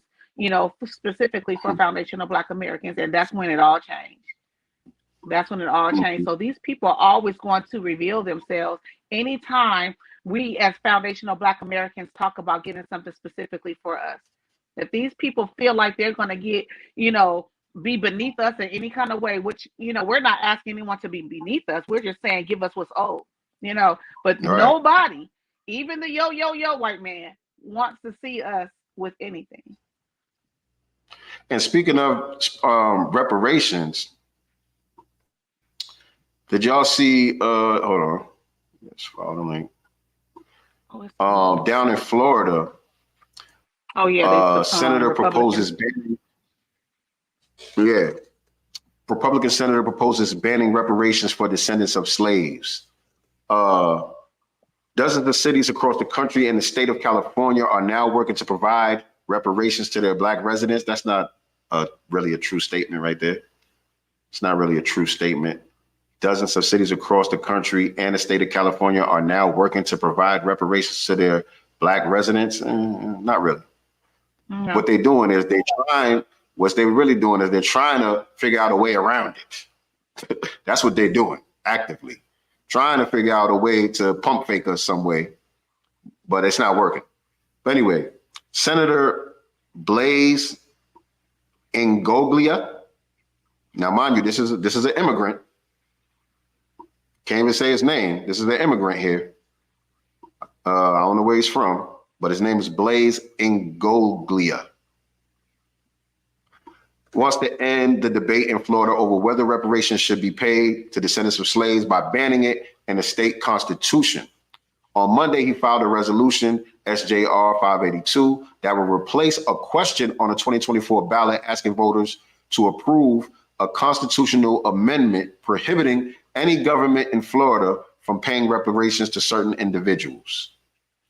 Those individuals, the measure says, Well, what was this ban against what was this ban on giving Asians money and Ukraine and all these folks our money? I'm just saying, what was this proposal? Says those individuals, the measure says, include anyone with an ancestor who was enslaved, individual who lived in the United States before December 6, 1865. So, Foundation of Black Americans. All right. Congress abolished slavery that day through the ratification of the 13th Amendment to the Constitution. Ngoglia's proposal would first have to clear both chambers of legislature with 60% support before being placed on the ballot. He told Florida Politics the intent of the measure is to prevent politicians from using the issue of reparations for political gain while also giving voters a direct say in the matter. Listen, we don't care what the voters got to say in the matter. Right. Y'all gotta pay that debt. That's just on period. We don't care what the voters have to say about the matter. So yeah, this dude got a lot of nerve. A lot of nerve. And you see how quickly though they jump into changing actual legislation, laws, right, to deny us anything, but yet they're handing over fist over dollar to non-citizens, illegal aliens, people that are not even here. He said reparations for everybody that's a minority. You talking about that senator, or you talking about the person that was in the Twitter space last night? Reparations for everybody that's a minority. Yeah, that's well here. I don't even know if he used the word minority. He was just basically marginalized people, poor people. Everybody should get something because, you know, we're all paying taxes. We're all our money is going, you know, from here to there. So we all should get it. He was on that.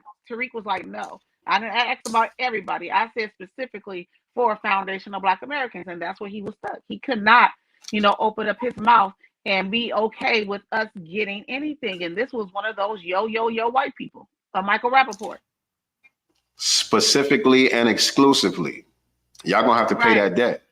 Oh, that's what he said. What's reparation? Shit, Tariq said cash, money. You know what it is. There's no other reparations other than cash money.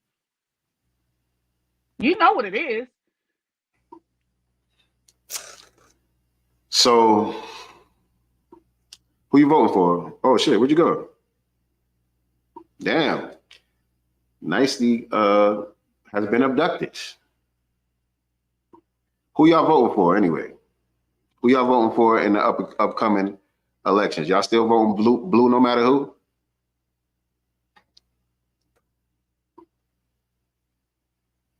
Oh man, I don't know what happened to Nicely. She got snatched up, but we getting ready to end this one anyway.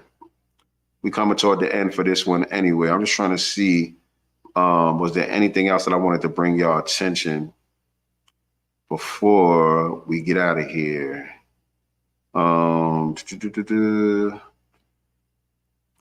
We talked about that. Okay. Oh yeah, I did have that video. It's okay. We passed that. I think that's it. I think we did a good job today. I think we did a good job today getting it covered.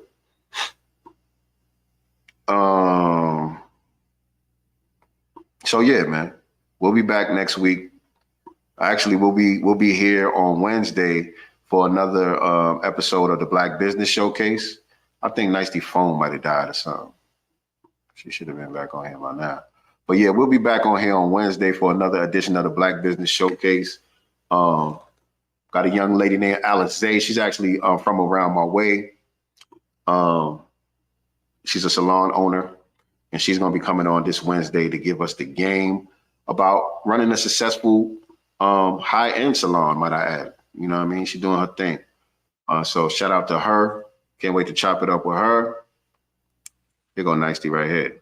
You all right? My device, my device actually died. I had to plug it in. That's I what never I had to. That's what I said. Yeah, her phone must have died or something. Yeah, it died. Sorry, y'all.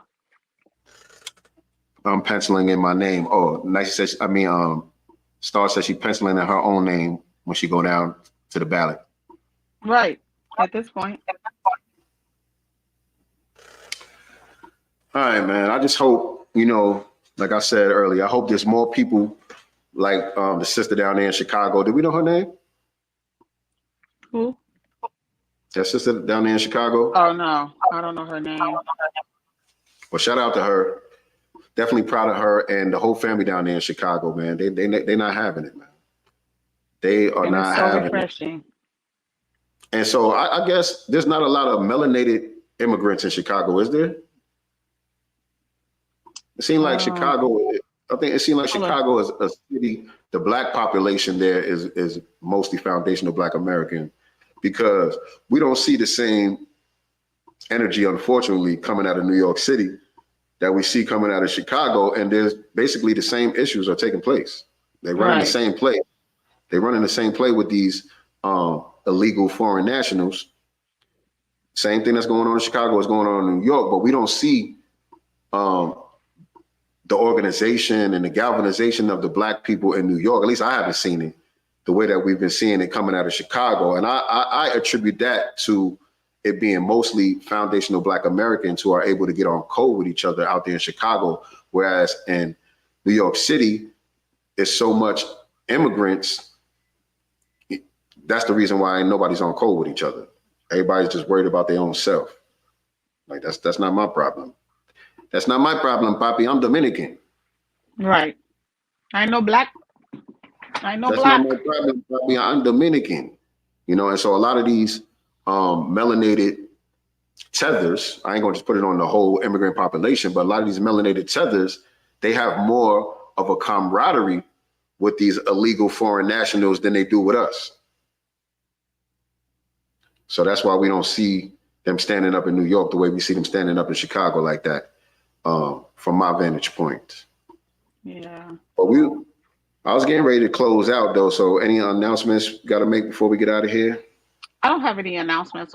Just a quick one about, y'all boy Fat Joe, y'all Latino brethren who's said that he's lied about 95%, of the context in his music. But didn't he come back and try to rebuttal like why he said what he said or something like that? Just explaining. Just explaining. Explaining, yeah.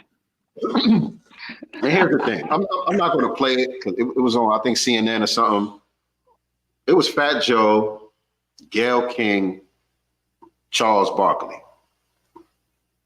It's already a recipe for disaster, right? Right. It's Fat Joe, it's Gayle King, it's Charles Barkley. What could possibly go wrong? What could possibly go wrong here? So anyway, so I didn't see the whole segment. I just seen the clip that's been viral on social media. And so from what I gather, they were talking about the whole situation that's going on with Young Thug and those guys, YSL, being prosecuted down here in Georgia, and some of their lyrics being used against them in court and stuff like that. And so they brought Fat Joe on to kind of be the liaison or representative for hip hop, for rappers, to say, to say why people shouldn't be prosecuted for their lyrics. They shouldn't be able to use people's lyric against them in court. And to me, yes and no. Because there are some people that commit specific crimes and go out and make a whole song about it. You know what I'm saying? There are people who have actually killed people and went and made a song about killing that person. Crazy. And so to me, those lyrics should be admissible in court. You sitting there telling the whole story about what you did on a record. These are not real artists, by the way. You know what I'm saying? So these people are not a representative of hip hop. You know what I'm saying? So if they did that to themselves, you know what I mean? They shot themselves in the foot, snitched on themselves in a song, and now they bringing it up in court. That's on your dumb ass. I'm not really caping for them people. But now, when you try to do some shit like what Fonnie Willis and them seem to be trying to do, is just take abstract lyrics from a song and say, well, he's accused of this, and look, he said these bars right here, and that kind of coincides with what he's being accused of. Nah, they shouldn't be allowed to do that. That's some bullshit. Because these artists are being creative when they go in the booth. Nobody thinks that everything that they saying word for word is just true facts, that you really live this life, robbing, stealing, killing, and all that. Nobody thinks that. You know what I'm saying? It's entertainment. Most people understand that it's entertainment. And so when Fat Joe went on there talking about he lied and over 90% of his rhymes and all that, that's what he was doing. He was basically explaining for rap music in general to try to cape for what's going on with YSL. And like I said in the thing that I posted, okay, yeah, it's true. You know what he's saying, but why you ain't been saying that though? All these years, you've been in the music industry, 30-year long career. You never went on an interview and tried to make that distinction and say, like, look, this is just entertainment. You know what I'm saying? I'm Joseph Cartagena. I'm a family man. I'm a businessman. You know what I'm saying? Y'all kids shouldn't be following that shit in the music. You know what I mean? We just making music to be creative. We ain't really glorifying this, that, and the third. If you was doing that for your whole career, trying to make that distinction, that's one thing. We can respect it. Right. You know what I'm saying? I can respect that. But when I pull up all your interviews and you talking all of this Joey crack gangster shit that you was doing out in the street, where I could pull pictures of you posing with guns, pointing all at the camera and all of that type of shit. You know what I'm saying? This wasn't in the booth. This was this image that you was going out of your way to try to portray as being authentic and being real. So I can't respect you going on CNN or whatever that was, saying what you said now, you know, 30 years later, after you done shitted all over the culture, you done made all the money that you want to make from the it. culture. You don't need the street cred anymore. It's not valuable to you anymore because you done already raped the game. So it doesn't matter if people believe you or not anymore. You're running off with the bag now after all of the destruction that you done caused, or helped cause, contributed to. You know what I'm saying? And also, I find it strange too that the Democrats are now using him, you know, as a voice, you know, to kind of pander, you know, for young voters, because that's exactly what they're doing. And they already know they don't have us. So what they're also using him for is the young Latinos. Mm-hmm. And he knows that too. He knows that too. And I don't even think he has the clout or the sway that they think he even has with them. I don't think so either. But they're still using him for that because they've been pushing him out too much. And can you play the video though of him explaining? Because he sounds retarded to me. I just put it in the materials. The explaining. Yeah. I'm glad you brought that up because I forgot about that one. Yeah. But yeah, Fat Joke. We keeping our foot on his fat neck for disrespecting FBA hip hop culture, or you know, I'm gonna keep my foot on his fat neck every chance I get. All right, let me share this with y'all. Appreciate the love, Jesse Paris. Appreciate the love. Share. Okay, here you go. All right, here go Fat Joke. Oh, hold up. Unmute. Do as an elder statesman of hip hop is for you and your kids and everybody like young CJ who rap. So when I get up in there and I say, yo, 95% of the stuff I say ain't true, letting them know. Like if you could think Rico Love is on here is one of the greatest songwriters ever made. You know, the album that Usher sold 10 million, everything, Rico Love wrote that. There's no way Rico could tell me every word was real because it's not. We move off of inspiration. And so we get inspired. And then one day I'll go to the studio, I'm mad. So I write some fuck the police. One day hold up. That part right there, I kind of had a problem with too. I got a problem with that right there too, because no, first of all, you didn't write fuck the police. And you don't have nothing, you don't have nothing like fuck the police in your entire catalog. Right. There's no balance in your catalog. There's nothing revolutionary in there. There's nothing, you know what I'm saying, that counters all of the fuck shit that you put out there. You got some, you know, just radio songs, love, what's love and all that shit with Ashanti, songs that ain't necessarily about violence and drugs, just cool records. You got those, but you don't got nothing, like I said, that's revolutionary, that's going against the system, that's implementing that fifth element of hip hop, which is knowledge. You don't got none of that in your catalog. And so to bring up Fuck the Police, which was written by our brother Ice Cube, and it wasn't cap. You sitting here trying to tell us about how everything is cap and it's just entertainment, and then to try to use Fuck the Police as an example is false, because Fuck the Police was real. That was a real sentiment. That wasn't cap. That came from a real place. That wasn't just entertainment. That was edutainment. Something that you don't know nothing about, Fat Joe, because 30 years of your career, you don't have one song like it. Nada. So I had a problem with that. As soon as he threw that Fuck the Police out there, I'm like, wait a minute. Ice Cube wasn't capping when he wrote that. That was real shit. He was speaking up for the people when he wrote that. That's how we really felt and feel. Let him finish.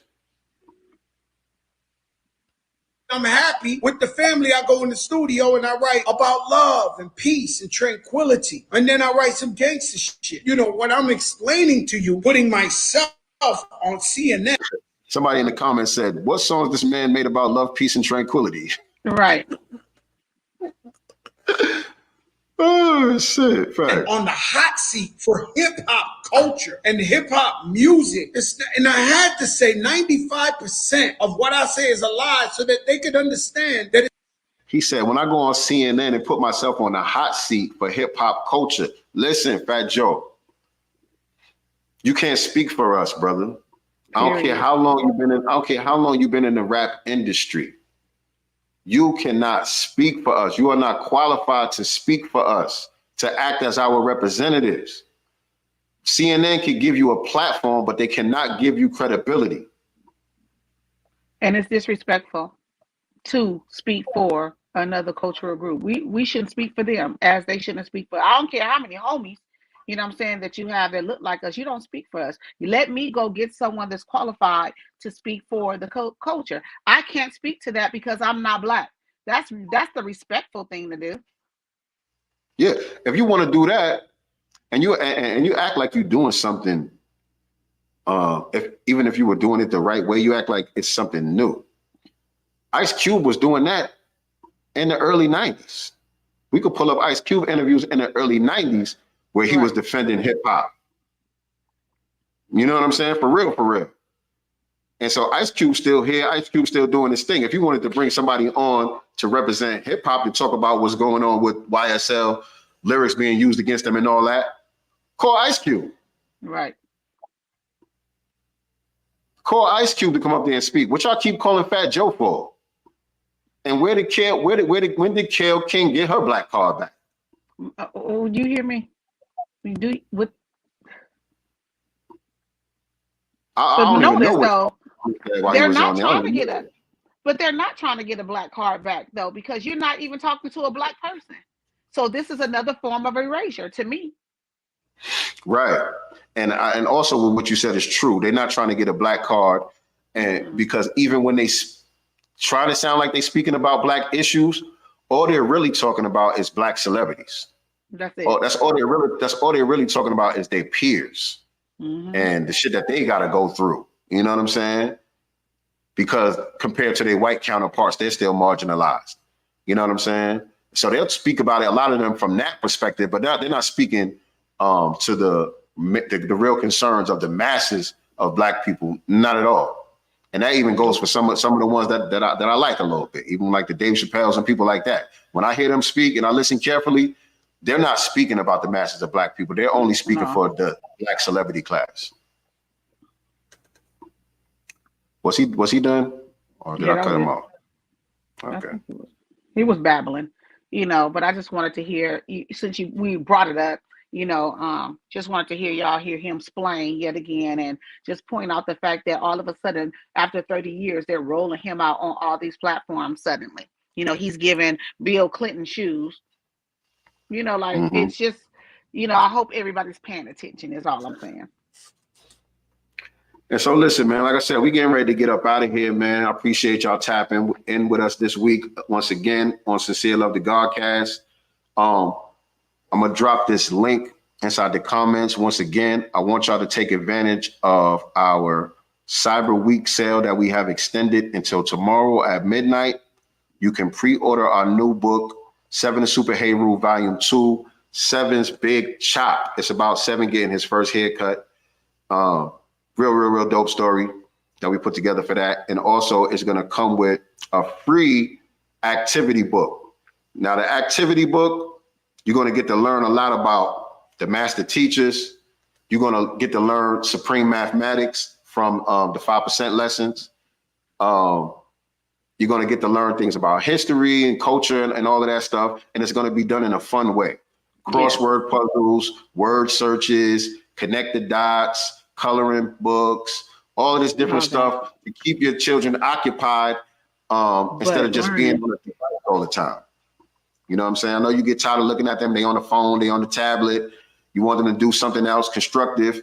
The activity book is it's called Seven's Boredom Buster Activity Book. So when they bored and you don't want them on the television or on the computer or anything like that, let them get the Boredom Buster. Give them a couple of crayons, some coloring pencils, or whatever the case may be. And while they're having fun, they will be learning about foundational Black American history and culture at the same time. So click that link that I just dropped in the comment section, or go to godcastbooks.com and place your order today. You got till tomorrow. That's Monday. Midnight. What's today? Today's the 3rd, right? Yeah, that's Monday, December 4th, midnight. The sale will end. Right now it's buy one, get one free. So go get that now. Also, I want y'all to go get the shirt that I got on. Y'all see this shirt right here? This is the Master's Table hoodie. You know what I'm saying? We got the master teachers on here from, what is this? My right, or y'all left and my right, I think. Our left. We got Dr. Claude Anderson. We got Baba Dick Gregory. We got Shahrazad Ali. We got Dr. Francis Crest Wilson, Dr. Amos Wilson, Dr. Ava Muhammad, and Brother Neely Fuller at the Master's Table. And you can get that by going to the mastersrsvp.com right now. Order your Master's Table hoodie, family. Go get that. And so that's it. That's it. We'll see y'all Wednesday. Only thing else I need y'all to remember, family, we are not the master teachers. These are the master teachers right here.